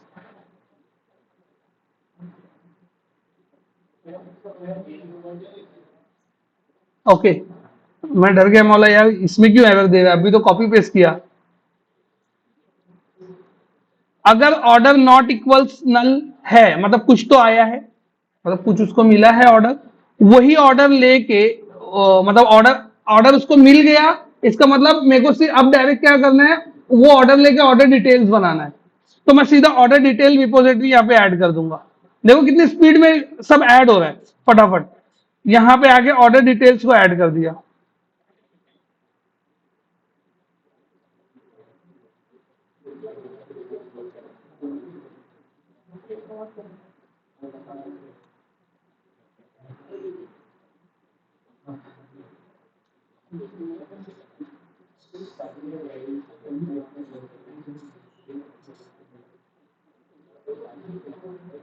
ये हो गया ऑर्डर डिटेल्स। उसके बाद यहां पे आके ऑर्डर डिटेल्स को मैं ऐड कर दिया। ऑर्डर डिटेल्स, अब अगर ऑर्डर मिल गया है तो ऑर्डर डिटेल्स बनाऊंगा। ऑर्डर डिटेल्स कैसे बनाऊंगा मैं, this dot order detail repository dot insert, insert मारूंगा। इंसर्ट मारूंगा तो बोलेगा ऑर्डर डिटेल का मेरे को पूरा मॉडल बताओ कि ऑर्डर डिटेल में क्या क्या रहना चाहिए। तो मतलब ठीक है, पहले ऑर्डर डिटेल का मॉडल यहाँ बना लेता हूँ। तो ऑर्डर डिटेल का मॉडल बनाने के लिए गया इज इक्वल टू न्यू। तो ये बोला क्या क्या चाहिए इधर बताओ मेरे को। तो इसको चाहिए एक आईडी, आईडी तो खुद जनरेट होगा तो हम लोग नहीं लिखेंगे। इसको चाहिए ऑर्डर की डिटेल, ऑर्डर, ऑर्डर है अपने बाजू पर।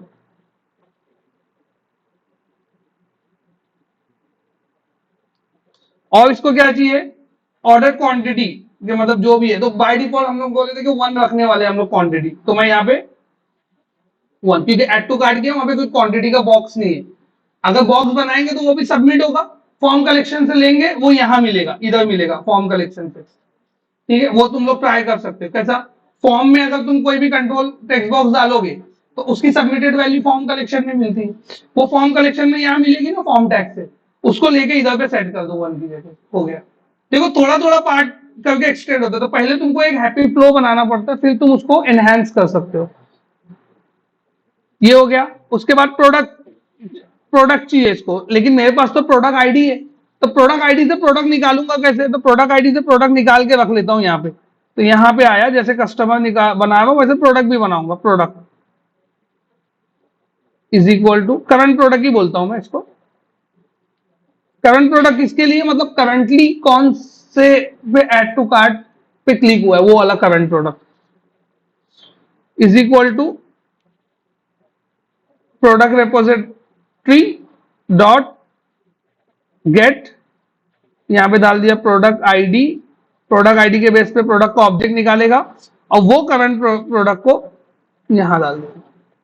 तो मेरा ऑर्डर डिटेल, तो मेरे को ऑर्डर भी बन गया, मेरा प्रोडक्ट भी बन गया, क्वांटिटी मैंने बता दिया यहाँ पे। और क्या बचा है, अब आईडी बचा है। आईडी तो खुद से जनरेट होने वाला है, तो कोई प्रॉपर्टी अब छुट्टी नहीं है उसकी। ये जो कोड करते हैं ना हम लोग, और देखो इसको मैं ऐसा भी कर सकता था, यहाँ पे सेमीकोलन लगाऊं फिर order detail dot order, order detail dot quantity, order quantity, order detail dot product, ऐसा भी करता इसमें। लेकिन उसमें क्या होता, कोई प्रॉपर्टी छूट जाती मेरे से। इसमें क्या होता है, अभी देखो मैं डॉट प्रेस किया, कॉमा लिख के यहाँ पे, तो एक जो जो प्रॉपर्टी है लिस्ट में वो ऑटोमेटिक आ गई जो छुटी हुई है। तो ये तो मेरे को पर्पसली स्किप करना ही है, इसके लिए मैं उसको स्किप किया। और ये सिंटेक्स को बोलते हैं ऑब्जेक्ट इनिशियलाइजर सिंटेक्स। ये शायद पहले भी बोला हूं, मैं नहीं बोला हूँ तो अभी बोल रहा हूँ, सुन लो। Object initializer syntax. अब ये ऑर्डर डिटेल्स को मैं इंसर्ट के लिए भेज दिया कि तू जा उधर इंसर्ट हो जा। ठीक है, तो ये हो गया पूरा कार्ड का लॉजिक। जो चीज हम लोग बोले थे ना, जो इफ और जो फ्लो चार्ट, ये पूरे में हो गया। तो इससे क्या हुआ, इससे क्या फायदा हुआ, रेपोजिटरी बनाने से फायदा ये हुआ कि अब कोड घान नहीं हुआ। टोटल कितने कम लाइन के कोड में हम लोग इतना बड़ा लॉजिक लिख डाले। और जो लॉजिक, जो छोटे छोटे लॉजिक थे, जैसे जो क्रिएट का लॉजिक था, दो तो उसमें से क्रिएट ही था, एक तो ऑर्डर क्रिएट, एक ऑर्डर डिटेल क्रिएट। वो हम लोग के रेपोजिटरी में पहले से था, तो हमने उसको यूज किया। जो एक्स्ट्रा लॉजिक लिखने का था एग्जिस्टेंस का, उसको भी हम लोग ने रेपोजिटरी में एक एक्स्ट्रा फंक्शन बना के डाला और उसको यहां लाके कॉल किया। मैं ऐसा भी कर सकता था कि यहाँ पे वो पूरी क्वेरी लिख देता, यहाँ पे मैं पूरी क्वेरी लिखता, लेकिन वो और घान हो जाता। तो ये क्या हो गया, ये अब ये फंक्शन कोई और लगेगा, तो हम लोग ये रेपोजिटरी को, मतलब ऑर्डर रेपोजिटरी को कोई भी कंट्रोलर के अंदर डिपेंडेंसी इंजेक्शन से इंजेक्ट करा के ये फंक्शन को यूज कर सकते हैं। एक जगह चलेगा तो सब जगह चलेगा, कॉमनलाइज हो गया। और अगर तुम इसको कंस्ट्रक्टर, इसको अगर तुम एक्शन मेथड के अंदर डाल दोगे, तो वो तुम्हारे कोड का होगा, फिर कोई और आगे चेक नहीं करेगा उसको। वो बोलेगा भाई वो किसी और का कोड है, क्या लिखा रहेगा क्या नहीं, क्या लेना देना उससे, छोड़ो, उसको कौन टच करेगा, एक काम करता हूं मैं अपना लिख लेता हूँ। ऐसे ही करते हैं ना हम लोग, कोड करने बैठते हैं तो दूसरे का कोड टच कौन करेगा। लेकिन अगर कोई कॉमन कोड रहता है, बोलते हैं भैया वो हम लोग के प्रोजेक्ट में था, वो ऐसा गेट मारा तो डायरेक्ट मिल जाता है, हम लोग उसको ऐसा बोलते हैं वो केस में। तो वो एक्चुअल में आर्किटेक्चर की वजह से होता है।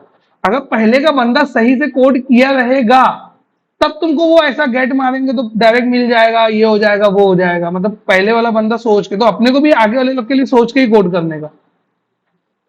तो अभी ये यहां तक पहुंच गया, मैं यहां तक पहुंच के ये ऑर्डर डिटेल इंसर्ट कर देगा। अब आ जाता हूं मैं यहां पर, अगर अगर ऑर्डर नहीं है, अभी तो नॉट नल मिला तो ये, लेकिन अगर नल मिल गया तो वो केस में क्या करना है, पहले ऑर्डर बनाना है, फिर ऑर्डर डिटेल्स का काम करना है। तो ये चीज मेरे को वापिस से लगने वाली है।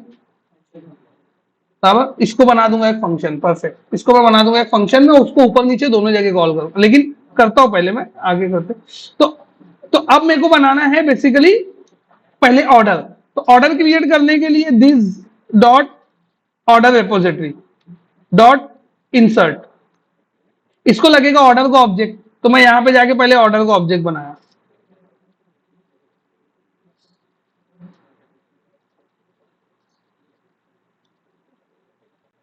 न्यू ऑर्डर जो बनने जा रहा है वो,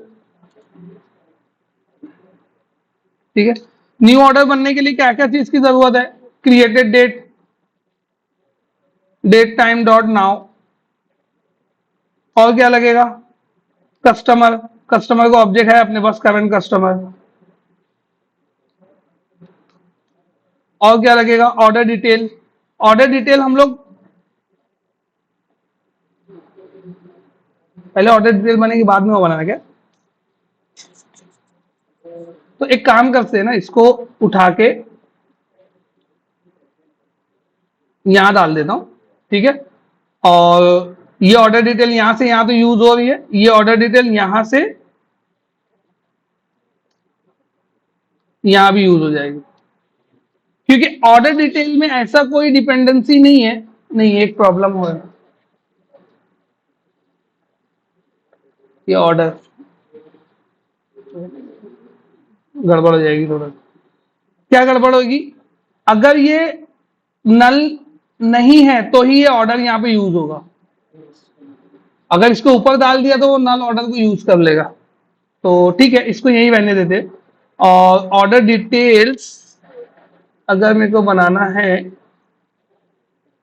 ऑर्डर डिटेल्स बनाने जाऊंगा तो बोलेगा ऑर्डर चाहिए मेरे को, डिटेल्स है ना ये तो।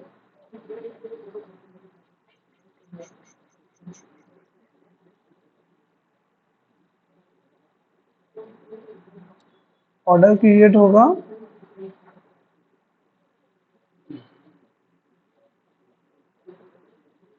इसको थोड़ी देर के लिए स्किप करता हूं, पहले आगे देखो क्या है। Status, status is equal to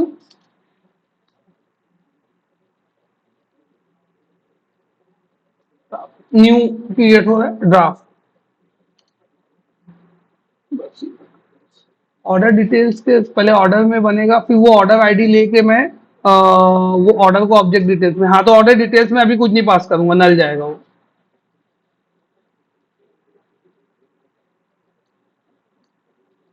ये बना मेरा ऑर्डर। ये न्यू ऑर्डर को मैं बोला तू जाके इधर क्रिएट हो जा, ठीक है।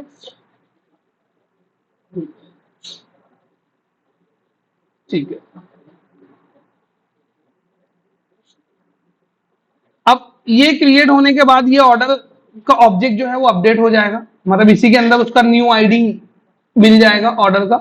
तो वही यही ऑर्डर को मैं यूज कर लूंगा कहां पे, ऑर्डर डिटेल्स में। तो मैं यहाँ पे ऑर्डर डिटेल्स का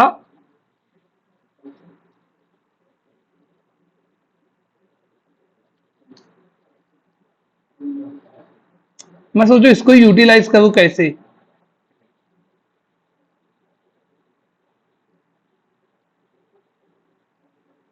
अगर मैं उठा के इसको ऊपर डाल दिया और ऑर्डर नॉट इक्वल्स नल है तो ही जाएगा, नल है तो फिर वो नीचे नहीं आएगा।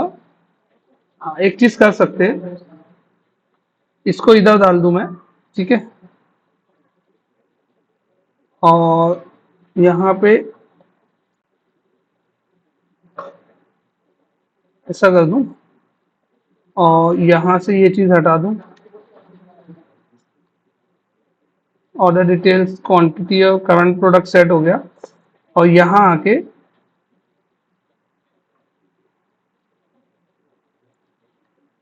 Order details dot order is equal to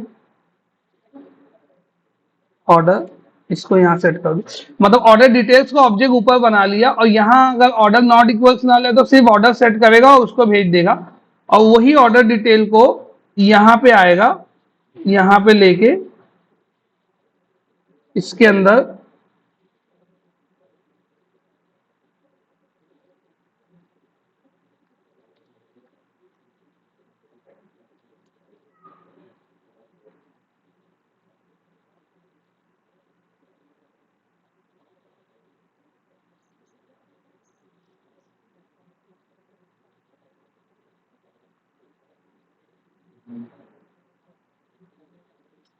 semicolon नहीं आएगा, कॉमा आएगा। देखो यहाँ पे ऑर्डर डिटेल्स है, लिस्ट ऑफ ऑर्डर है, तो मैंने क्या, अभी मेरे पास तो लिस्ट नहीं बनेगी ना, एक ही ऑर्डर है, तो मैं क्या किया, वही ऑर्डर को लिस्ट में कन्वर्ट करके इसको दे दिया यहाँ पे, और जब यहाँ आ गया,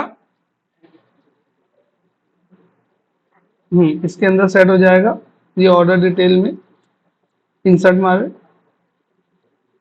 यहां से जब कोड चलेगा तो क्वांटिटी और प्रोडक्ट तो एनी हाउ ऑर्डर डिटेल में लगने वाली है। फर्क क्या आएगा, फर्क आएगा ऑर्डर का, अगर ऑर्डर नॉट नल है तो ऑर्डर अटैच हो जाएगा, अगर ऑर्डर नॉट नल नहीं है तो न्यू ऑर्डर बन के ऑर्डर अटैच हो जाएगा।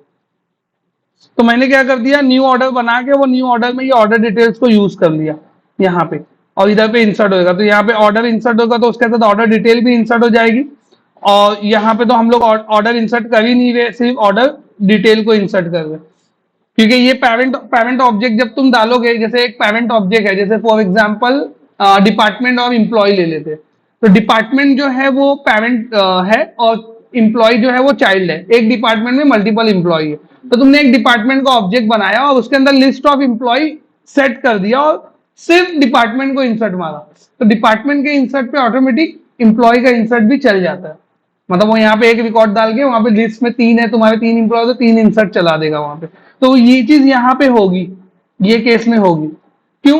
क्योंकि जैसे मैंने लिस्ट दिया ऑर्डर का, तो ऑर्डर बनाएगा और ऑर्डर डिटेल्स में ये लिस्ट में एक रिकॉर्ड है तो एक रिकॉर्ड वहां भी बना देगा, और यहाँ पे क्या करेगा, यहाँ पे सिर्फ ऑर्डर डिटेल्स को डालेगा, ऑर्डर नहीं चलाएगा क्योंकि ऑर्डर ऑलरेडी ऊपर से मिल गया उसको। तो ये अपना हो गया लॉजिक, इसको चेक कर लेते हैं, कंट्रोल शिफ्ट बी, आज पहली बार रन करने आया हूं जब से अभी तक का, खाली कोड, होम इंडेक्स F5 करता हूं ताकि मतलब डिबग हम लोग कर सके। क्या होगा, अभी तो क्या करेंगे, अभी जो है वो तो बताना ही पड़ेगा ना, अब मेरे को जितना जितना ऐसा लगता है कि हाँ यहाँ पे रुक रुक के बता देना चाहिए उतना तो मैं बता ही दे रहा हूँ, और ये तो ऐसे कोई नई चीज नहीं है, जो तुम लोग सीखे हो ना वही को एक मैसिव अमाउंट में यूज करना है, जैसे वही वो लिंक्यू भी तुमको पता है, ऑब्जेक्ट इनिशियलाइजर भी तुमको पता है, फॉर्म का पोस्ट भी तुमको पता है, फॉर्म कलेक्शन तुमको पता है, आईडी की राउट वैल्यू तुमको पता है, बस उसको मैं रेपोजिटरी के साथ खेल रहा हूँ, समझे। अब वो खेलने में क्या होता है, मतलब वो पूरा नॉलेज एक साथ यूज होता है, मतलब तुमको प्राइवेट प्रोटेक्टेड ये वो हर चीज तुमको याद रखनी पड़ती है। यानी यूजुअली हम लोग कोड करते हैं तो एक्शन मेथड सोच में तो एक्शन व्यू बैग इतना ही याद रहता है। हम लोग जब एब्स्ट्रैक्ट क्लास इंटरफेस पढ़ते हैं तो हम लोग का पूरा दिमाग ऊप्स पे चलता है, समझे। फिर हम लोग अगर डेटाबेस पे आते हैं तो पूरा दिमाग एसक्यूएल पे चलता है, लेकिन प्रोजेक्ट में कोड करने में क्या होता है, तुमको ओवरऑल पूरा घुमाना पड़ता है। यानी यहाँ पे ये है तो मैं यहाँ पे एक्सेस स्पेसिफायर यूज कर लूँ, यहाँ पे इनहेरिटेंस हो जाएगा, यहाँ पे व्यू बैग यूज हो जाएगा, यहाँ पे फॉर्म यूज हो जाएगा, यहाँ पे ये क्वेरी यूज हो जाएगी, यहाँ पे ये इंसर्ट का कमांड चलेगा, ऐसा है। बस तो ये प्रैक्टिस कब होगी तुमको, जब तुम घड़ी घड़ी घड़ी घड़ी कोड करते जाओगे ना, तो तुम्हारे माइंड में वो चीजें घूमने लगेगी ऑटोमेटिक।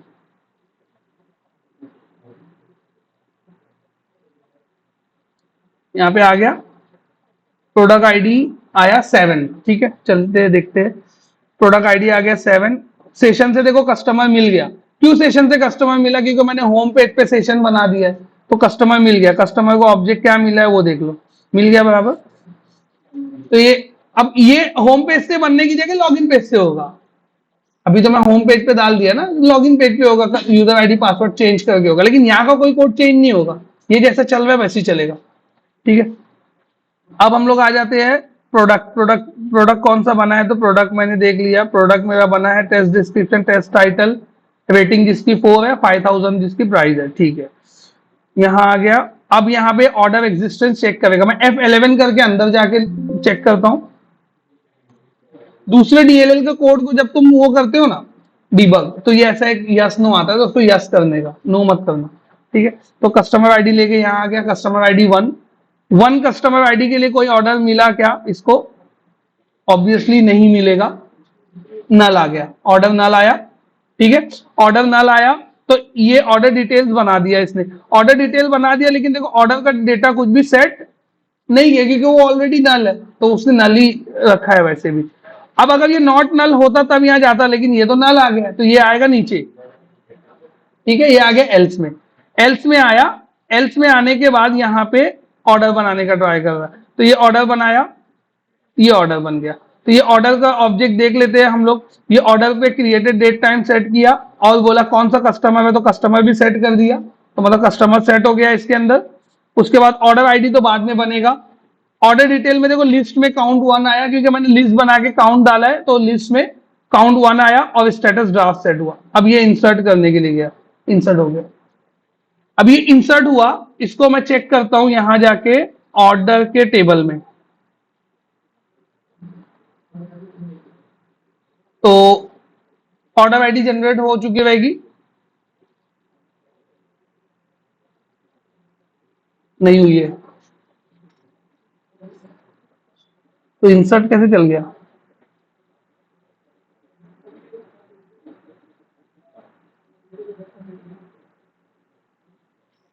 सेट चेंजेस नहीं मारना होता ना अपने को।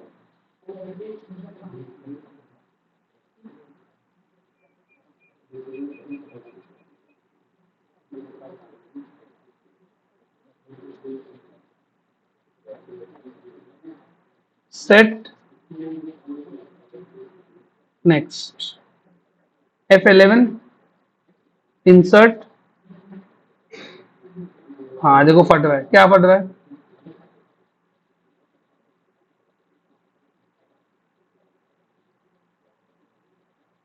लेकिन ये तो नहीं आना चाहिए, ठीक है चलो वापस से रन करते फिर से। पोस्ट, वापस से एफ कस्टमर सेशन एग्जिस्टेंस नल इक्वल्स नल, इधर F11 entity cannot be referenced by multiple instance in entity tracker। Multiple reference हो गई क्या,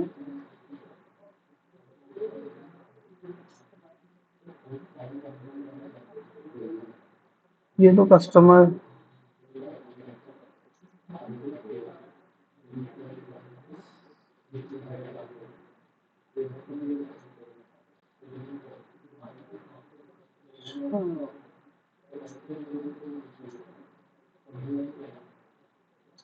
ऑर्डर इंसर्ट करके फिर ऑर्डर डिटेल डालना पड़ेगा। ये क्या हो रहा है, ये देखो, ये ऑर्डर क्रिएट करने के लिए जा रहा है, बराबर। ऑर्डर क्रिएट करने जा रहा है, तो जब ऑर्डर डिटेल्स के पास जा रहा है, ऑर्डर डिटेल्स के पास जा रहा है ना, वापस उसको यहाँ पे ऑर्डर मिल रहा है, तो वो साइक्लिक रेफरेंस का एरर आ रहा है। तो यहां से मैं क्या करता हूँ, ये चीज को फिलहाल निकालता हूँ, ठीक है। क्रिएट होने के बाद फिर हम लोग उसका इंसर्ट मार देंगे। तो पहले इतना चला लूं मैं, नहीं उसको भी कोड कर देता हूँ। यहाँ पे this dot order detail dot insert, और यहाँ पे मेरे को ऑर्डर डिटेल जो है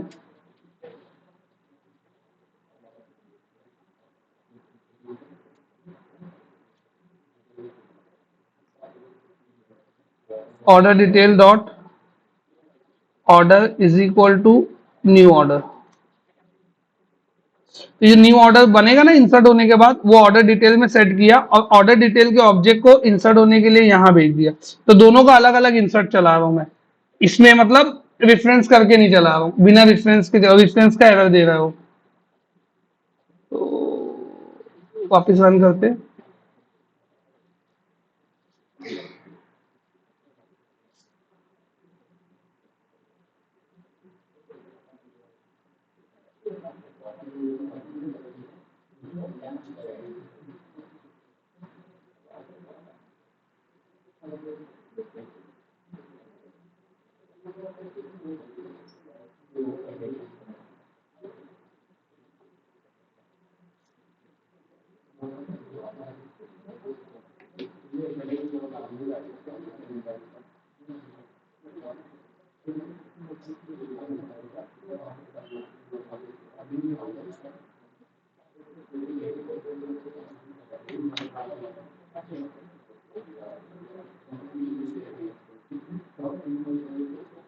F10 product ID customer order detail existence के लिए नल आया। F10 ऑर्डर बना, ऑर्डर इंसर्ट हुआ, नहीं जनरेट हुआ, कुछ तो एरर आया, अंदर जाके आया। चेक करता हूं पहले यहाँ पे, नहीं बना, क्योंकि अगर बना होता तो ऑर्डर आईडी अपडेट हो जाती। तो मतलब वो अंदर जाके कुछ तो एक्सेप्शन लेके आया है।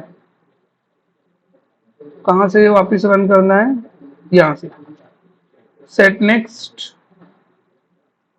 F10 F11 get set. अभी अभी तो ये ना, अच्छा इसकी वजह से दे रहा है क्या? हम्म,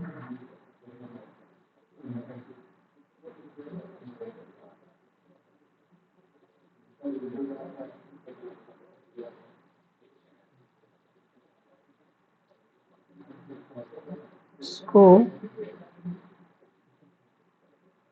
entity can not be reference multiple time बोलता है।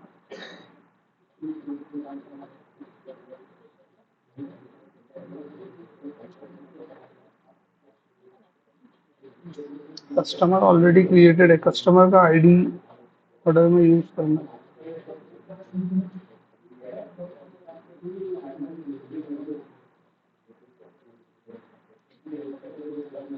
बिना उसके बनेगा कैसे?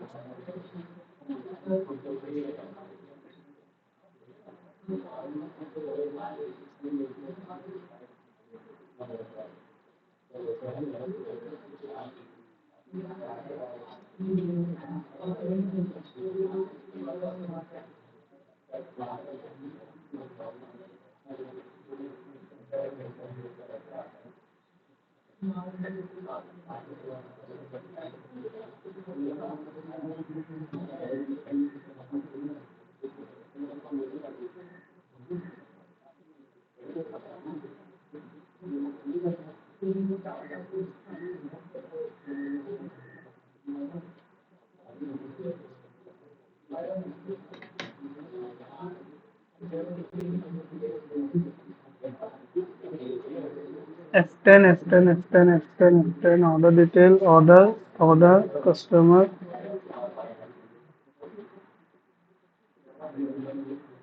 बना।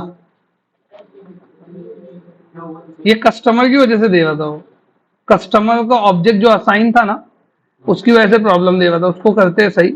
वो क्यों दे रहा है? क्योंकि ये अपना जो कस्टमर है ना, ये एंटिटी फ्रेमवर्क से कस्टमर नहीं आया है। तो अब इसको क्या करना पड़ेगा पता है? कस्टमर रेपोजिटरी से गेट बाय आईडी मार के कस्टमर निकालना पड़ेगा, तो फिर उसको वो सेम ऑब्जेक्ट मिलेगा। फिर वो सेम कैसा होता है, एंटिटी फ्रेमवर्क कॉन्टेक्स्ट के अंदर ना ऑब्जेक्ट का कलेक्शन जमा करके रखता है। ठीक है। अब अभी ये वाला जो कस्टमर है ना, है अपने लिए तो कस्टमर ऑब्जेक्ट ही है, लेकिन जो वाला कस्टमर ऑब्जेक्ट एंटिटी फ्रेमवर्क के कलेक्शन में ना, वो वाला नहीं है। मेरी बात समझी? ऑब्जेक्ट का मतलब एक ऑब्जेक्ट क्या बोलते हैं, एक ऑब्जेक्ट तुमने रेक्टेंगल का बनाया, ठीक है, और दूसरे पेज पे वही रेक्टेंगल का ऑब्जेक्ट, वही रेक्टेंगल का ऑब्जेक्ट तुमने दूसरा ऑब्जेक्ट बनाया कोई और नाम से, कोई वो, लेकिन ऑब्जेक्ट वो ऑल टुगेदर डिफरेंट है। कैसे मालूम पड़ेगा? उसका ऑब्जेक्ट आईडी अलग अलग है, हैश कोड अलग अलग है। तो क्या करता है एंटिटी फ्रेमवर्क अपने साइड में ना, कस्टमर को ऑब्जेक्ट बना के रखा है। अगर हम लोग वही ऑब्जेक्ट देते ना, तो वो ऑब्जेक्ट को वो क्या करता है, उससे बाइंड कर देता। लेकिन अभी जो हम लोग ऑब्जेक्ट यहां से निकाले ना, वो निकाले सेशन से कास्ट करके, तो ये ऑब्जेक्ट बन गया दूसरा। तो अब सेशन से कास्ट करके जब हम लोग निकाल रहे हैं, हम लोग क्या करेंगे, सेशन से कास्ट करके इसका आईडी निकालेंगे, ये आईडी को वापस कस्टमर रेपोजिटरी को देंगे, और उससे कस्टमर को ऑब्जेक्ट निकालेंगे और उसको नीचे पास करेंगे, तब वो कोड चलेगा। तो अभी तो ये चल गया, ये कमेंट किया तो ठीक है। अभी लेकिन हम लोग आगे देखते हैं। ये न्यू ऑर्डर डिटेल, मेरे ख्याल से ऑर्डर डिटेल भी क्रिएट हो गई। तो देखो यहाँ पे पहले चेक कर लेता हूं मैं। ये कस्टमर आईडी नल आया, क्यों नल आया? बिकॉज हम लोग नल सेट की। दो कैसे हो गया? ऑर्डर डिटेल्स में कितना, ये प्रोडक्ट आईडी, ये कुछ तो आईडी का मसला हुआ है।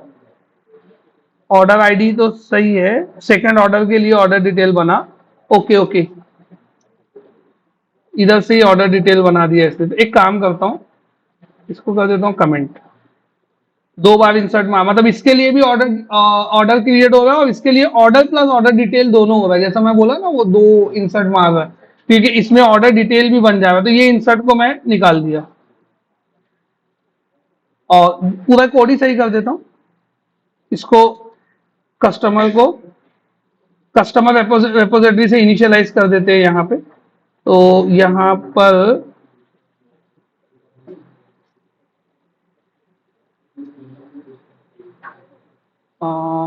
Customer repository this dot customer repository dot gate customer का आईडी,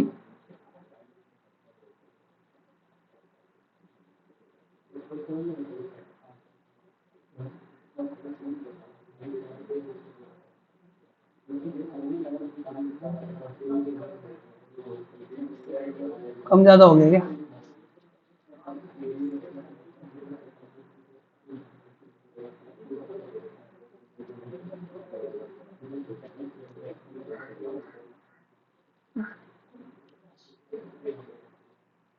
क्या हुआ? ब्रैकेट पे ब्रैकेट लगाया है। तो ये कस्टमर को के ऑब्जेक्ट को मैं ये ब्रैकेट में कन्वर्ट किया, ये वाले ब्रैकेट में, ये, और फिर उसके आगे डायरेक्ट डॉट आईडी लगा दिया। मतलब कस्टमर को ऑब्जेक्ट सेशन से निकाला, उसको कास्ट किया, उससे आईडी निकाला, वो आईडी को डायरेक्ट गेट में पास कर दिया, तो वो गेट में चला गया। उधर से एक नया ऑब्जेक्ट ये निकला, और ये कस्टमर का ऑब्जेक्ट को मैं डायरेक्ट यहाँ पे यूज कर लिया इधर पे। तो अब ये एंटिटी फ्रेमवर्क वाला कस्टमर का ऑब्जेक्ट हो गया, क्योंकि वो रेपोजिटरी से निकला है। और बस बाकी सब तो ठीक है। फिर से करते हैं रन। क्या पूरा तो है, और क्या? अच्छा, एक्सप्लेन। कस्टमर कस्टमर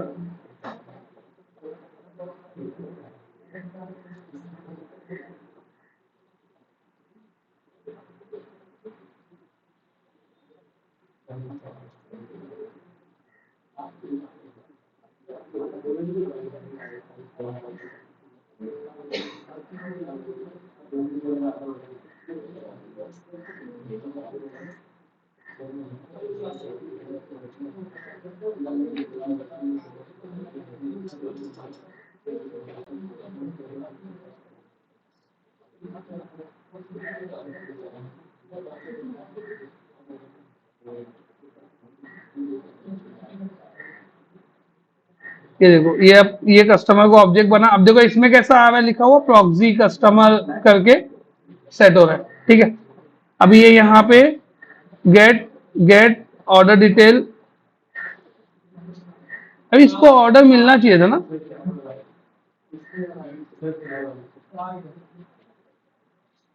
सब लोग दुआ कर रहे थे, कह रहे ये देखो ऑर्डर एग्जीक्यूट, ऑर्डर नहीं बनाया। अच्छा, ये ऑर्डर डिटेल है ना।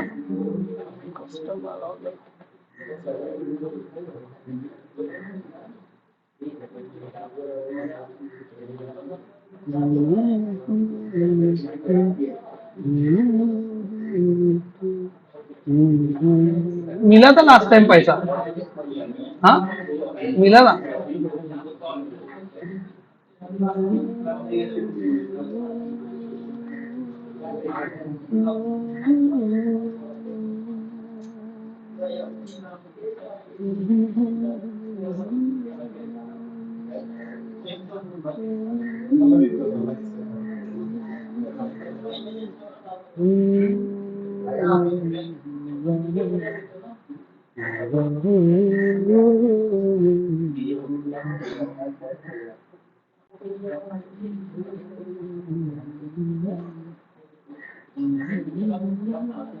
यही लोचा कर रहा है, कुछ तो गड़बड़ है इसके अंदर।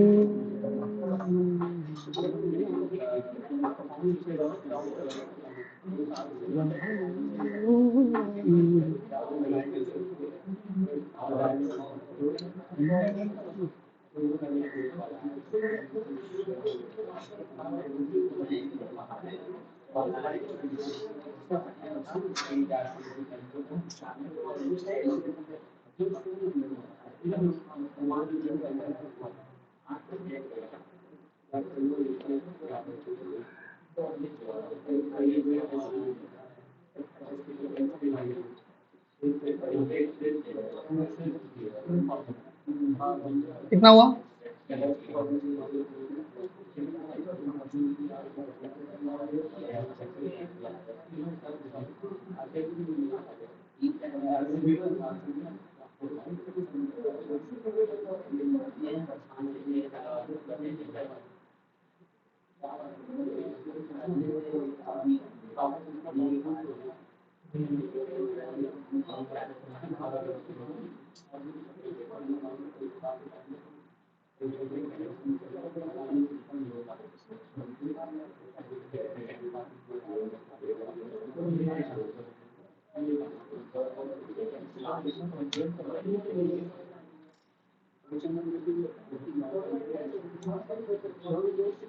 वही जगदीश पे मारू।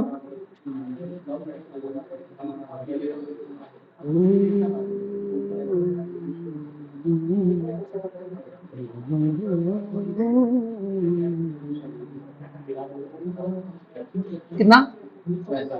65।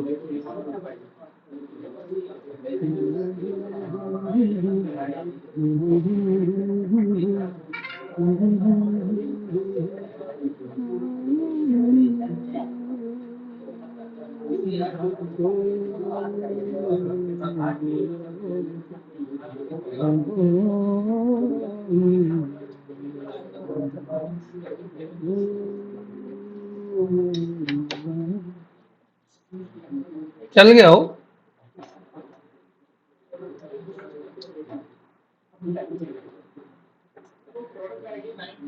हाँ वो सही करता हूँ, प्रोडक्ट आईडी का ही मसला है, तो वो नया प्रोडक्ट क्रिएट कर रहा है ईच टाइम, क्योंकि वो यहाँ पर हर टाइम नया प्रोडक्ट डाल रहा है। जो प्रोडक्ट हम लोग अटैच कर रहे हैं ना, वो प्रोडक्ट वो ऐड कर दे रहा है वहां पे, वो मसला करता है।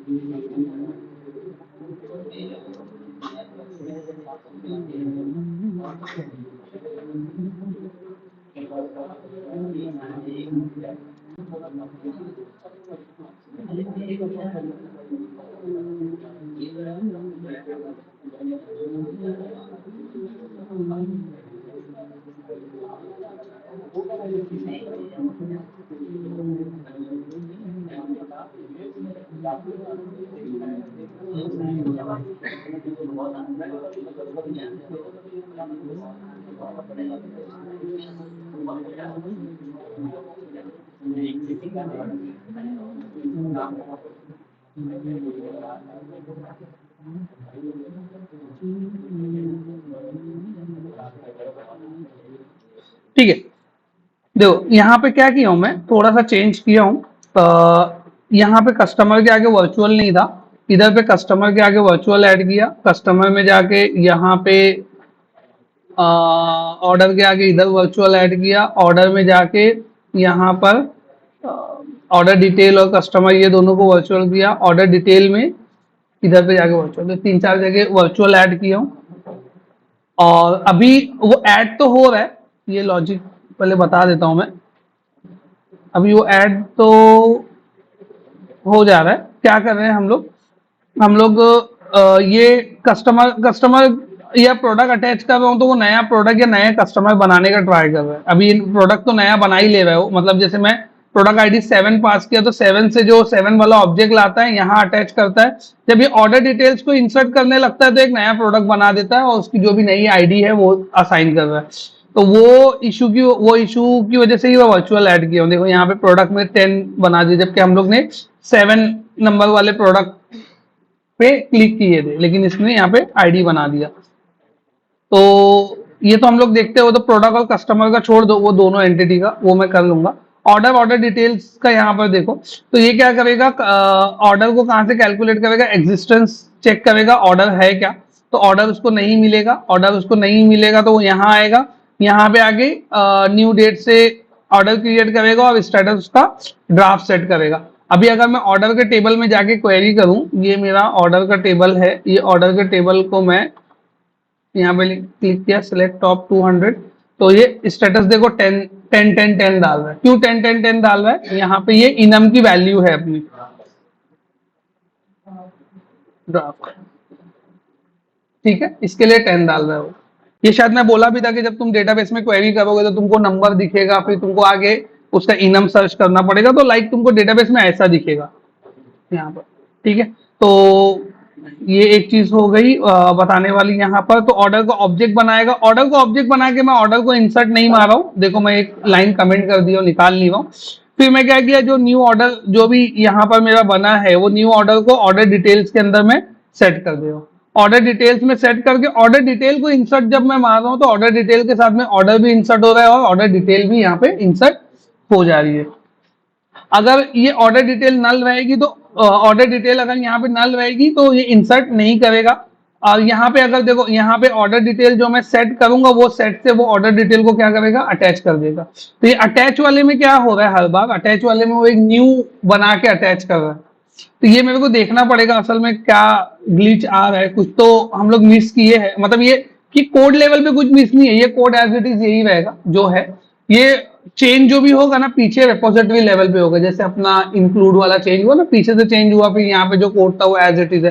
तो वो आर्किटेक्चर का चेंज मेरे को देखना पड़ेगा क्या है, तो वो तो मैं देख के तुमको नेक्स्ट वीक में बताता हूँ क्या है। फिलहाल ये लॉजिक हम लोग देख लेते हैं। ये लॉजिक में जो सबसे मेन पार्ट है ना, मेन पार्ट इसमें अगर देखोगे तो वो सिर्फ ये इतना इतना लाइन का कोड है, ये जो है, ये जो इफ वाला कोड है, यही से पूरा लॉजिक तुम्हारा चल रहा है। तो इफ वाले में क्या है, अगर ऑर्डर मिलता है या ऑर्डर नहीं मिलता है, ऑर्डर अगर उसको मिल जाता है तो सिर्फ ऑर्डर डिटेल्स इंसर्ट करेगा विदाउट ऑर्डर सेट किए, और यहाँ पे अगर उसको नहीं मिलता है तो ऑर्डर बनाएगा, ऑर्डर बनाने के बाद फिर ऑर्डर डिटेल को इंसर्ट करेगा। यही यही मेन लॉजिक है। बाकी बचा तो ये एग्जिस्टेंस वाला लॉजिक है। तो ये एग्जिस्टेंस वाला तो हम लोग रेपोजिटरी में डाल दिए, तो यहाँ पे मैं customer orders dot include customer करता हूँ, तो ऑर्डर डिटेल को लोड करेगा जितने भी ऑर्डर है। तो अभी क्यों हर बार उसको नल मिल रहा है, क्योंकि हम लोग का जितना भी ऑर्डर गया है सब में कस्टमर आईडी नल है, तो इसकी वजह से अभी हर बार वो एल्स में जा रहा है।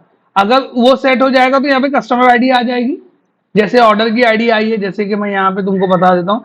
ऑर्डर ऑर्डर आईडी, ये ऑर्डर आईडी कितना है, 3 है, ठीक है। इसको यहाँ पे आके मैं ऑर्डर डिटेल्स में गया तो ऑर्डर डिटेल्स के लिए देखो ऑर्डर आईडी 3 वाला एक ऑर्डर डिटेल्स क्रिएट हुआ है। तो ये सेम चीज कस्टमर के साथ भी होगी, जो भी कस्टमर का आईडी है वहां पे आ जाएगा।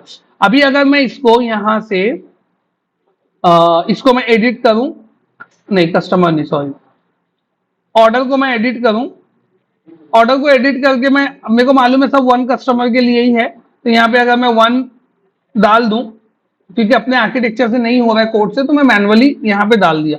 तो ये क्या करेगा, अब क्या करेगा, ये इफ वाले पार्ट में जाएगा इंस्टीड ऑफ एल्स। तो मैं इसको वापस रन करता हूं।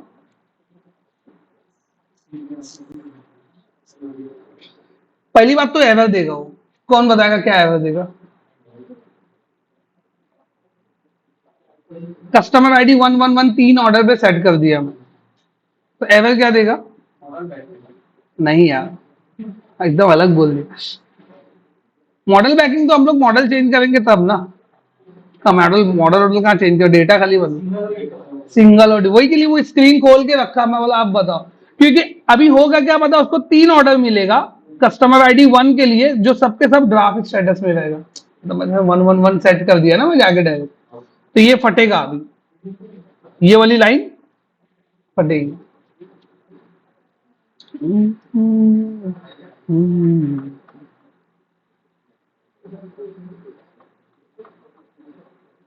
तो एरर देगा sequence contain more than 1 element.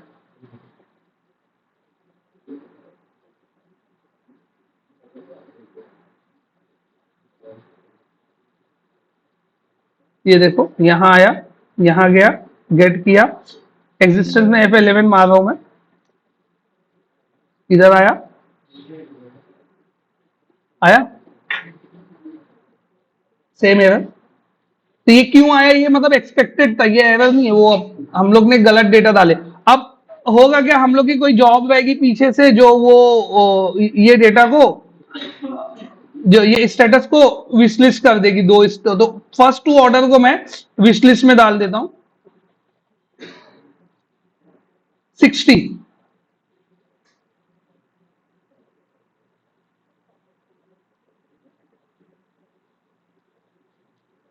ठीक है,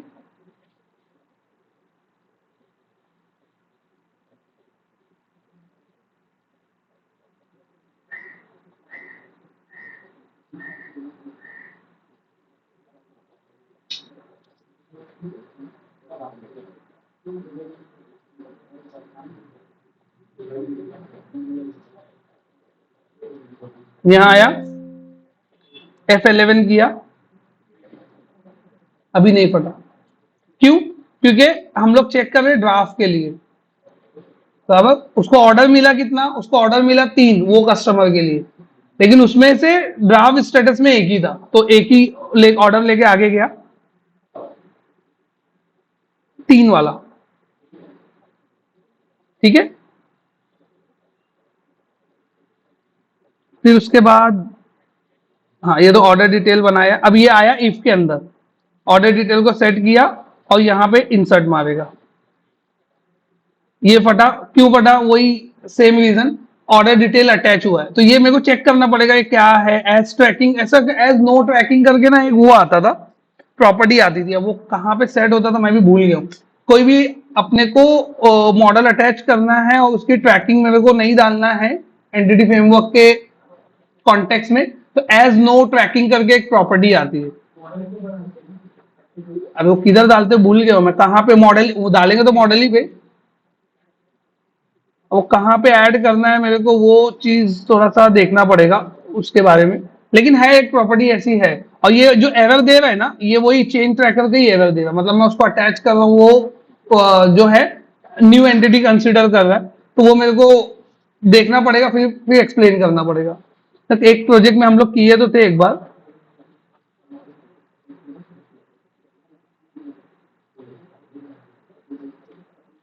ये इंसर्ट हुआ नहीं रहेगा,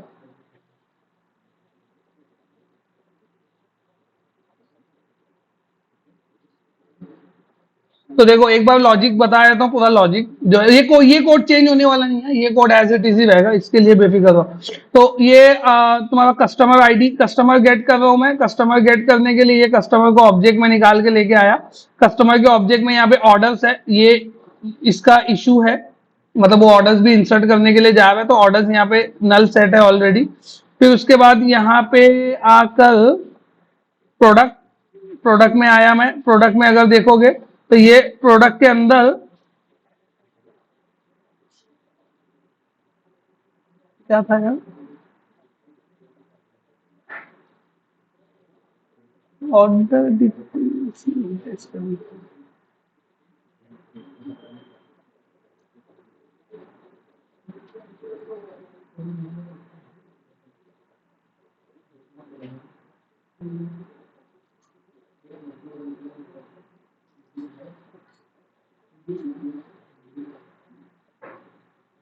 करंट प्रोडक्ट में तो कुछ प्रॉपर्टी है नहीं ऑर्डर से रिलेटेड, लेकिन उसके बाद भी वो न्यू प्रोडक्ट बना रहा है, वो चेक कर रहा था। ठीक है, तो करंट प्रोडक्ट लेके आया। वो करंट प्रोडक्ट लाने के बाद यहाँ पे ये कस्टमर आईडी के बेस पे चेक करेगा कितने ऑर्डर्स है, तो ये ऑर्डर उसको फिलहाल एक ऑर्डर मिल गया, तो ये नॉट इक्वल्स नल है, तो यहाँ ये क्या करेगा, इधर पे आएगा, और अगर नल है तो इधर पे आएगा। तो फिलहाल मैं क्या करता हूँ, उसको यहाँ पे लेके आ जाता हूँ सेट नेक्स्ट करके यहाँ पे। तो ये आया एल्स में, एल्स में आगे ऑर्डर बनाएगा, तो इसने एक ऑर्डर, न्यू ऑर्डर क्रिएट किया, तो न्यू ऑर्डर क्रिएट हुआ, ऑर्डर आईडी जो है इसका 0 सेट हुआ, और ये न्यू ऑर्डर को ये ऑर्डर में सेट कर दिया यहाँ पर। ठीक है, अरे यार शिट, वापिस से करना पड़ेगा पूरा।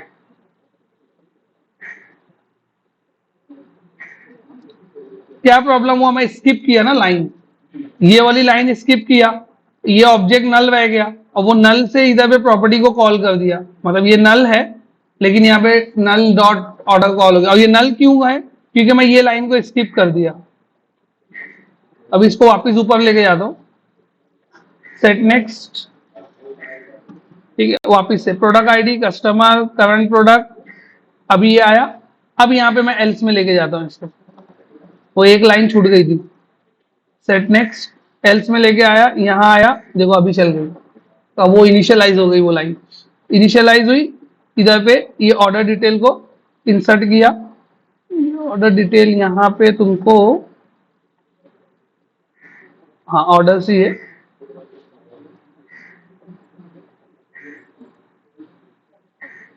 ये कौन सा है टेबल, ऑर्डर डिटेल, इंसर्ट नहीं हुआ, सेलेक्ट, फिर इंसर्ट नहीं हुआ यार।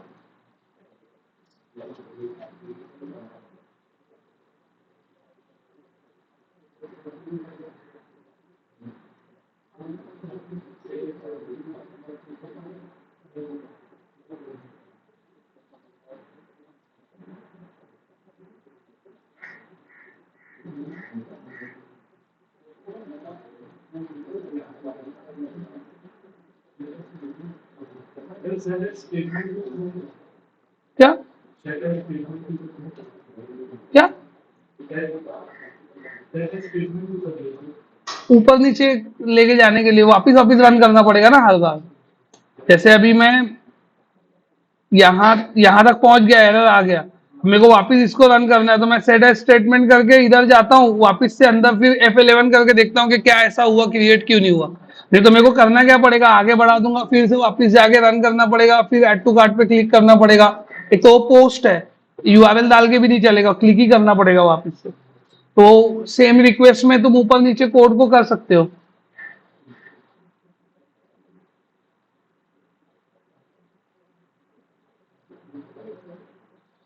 तो कुछ तो इशू हो गया इसके अंदर, मॉडल विडल में, एक बार चेक करना पड़ेगा। चलो इसको इधर ही रोकते हैं, क्योंकि मॉडल का इशू देखना पड़ेगा मेरे को क्या है। टाइम भी हो गया मेरा, 4:30 बजे।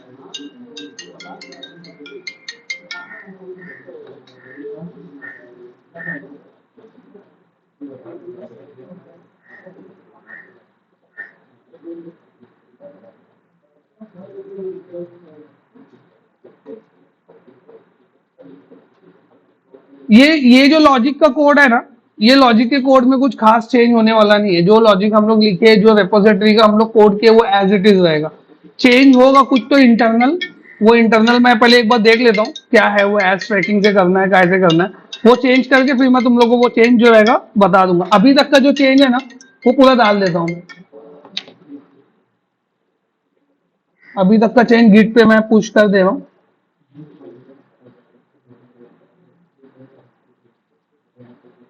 यहाँ पे मैं डाला एडेड कार्ट लॉजिक,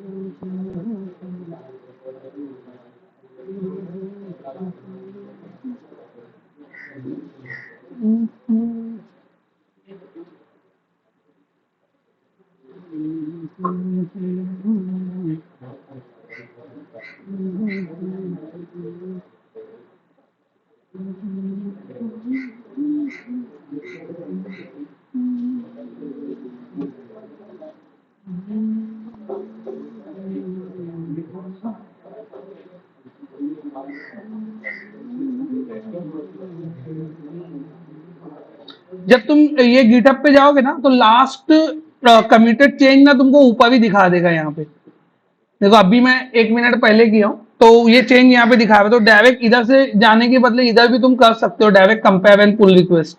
मतलब यूजुअल तो हम लोग पुल रिक्वेस्ट में जाके न्यू पुल रिक्वेस्ट बनाते हैं, तो डायरेक्ट वही चेंज के लिए पुल रिक्वेस्ट क्रिएट करेगा वो यहाँ पे आके। अभी इसको मेरे को किसने मर्ज करना है, डेवलप में। कितना हैंग करता है ये।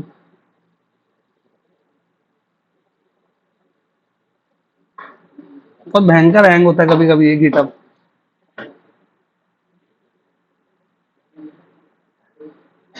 देखो एडेड कार्ड लॉजिक जो लिखा था वो आ गया, यहाँ पे चेंजेस जो भी फाइल के है वो दिखाने लगेगा।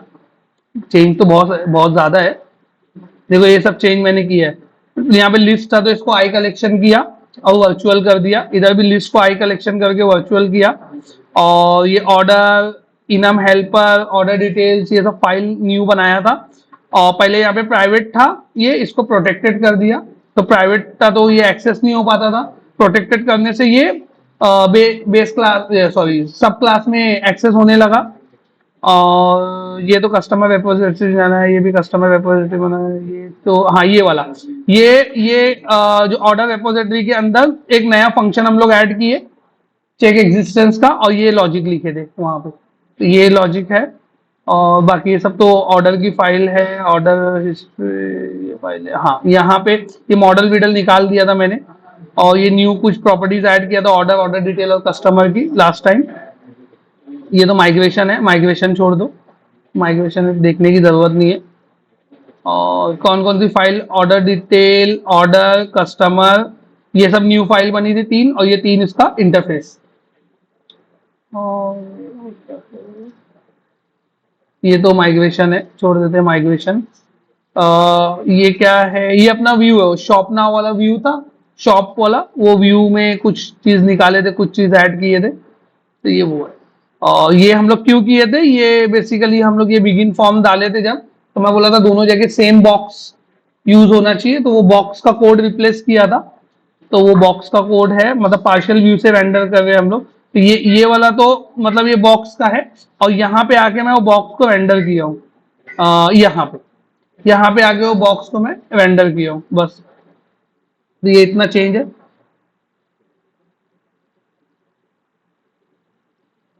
इसको फास्ट चेंजेस से डेवलप ब्रांच में डाल देता हूँ, क्रिएट पुल रिक्वेस्ट कर देते हैं हम लोग।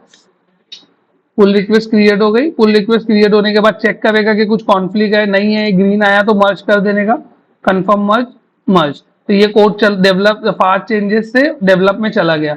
जब डेवलप में चला गया तो सबके लिए अवेलेबल हो जाएगा डेवलप ब्रांच से।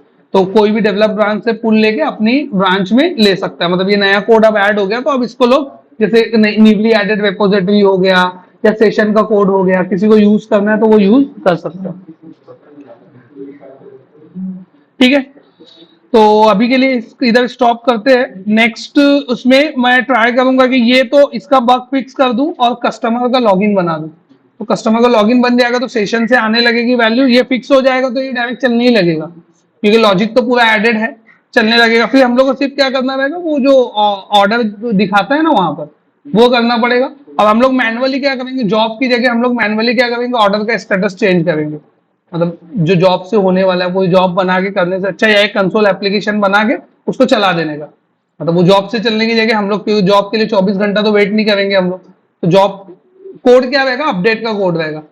मतलब जो जितने भी ऑर्डर्स है लास्ट 24 आवर्स में वो निकालेगा, उसको क्या करेगा, उसका स्टेटस ड्राफ्ट से विश लिस्ट करेगा और ऑर्डर टेबल में अपडेट मार देगा। जो हम लोग मैनुअल किए ना, वो ऑटोमेशन से होगा कोई चीज।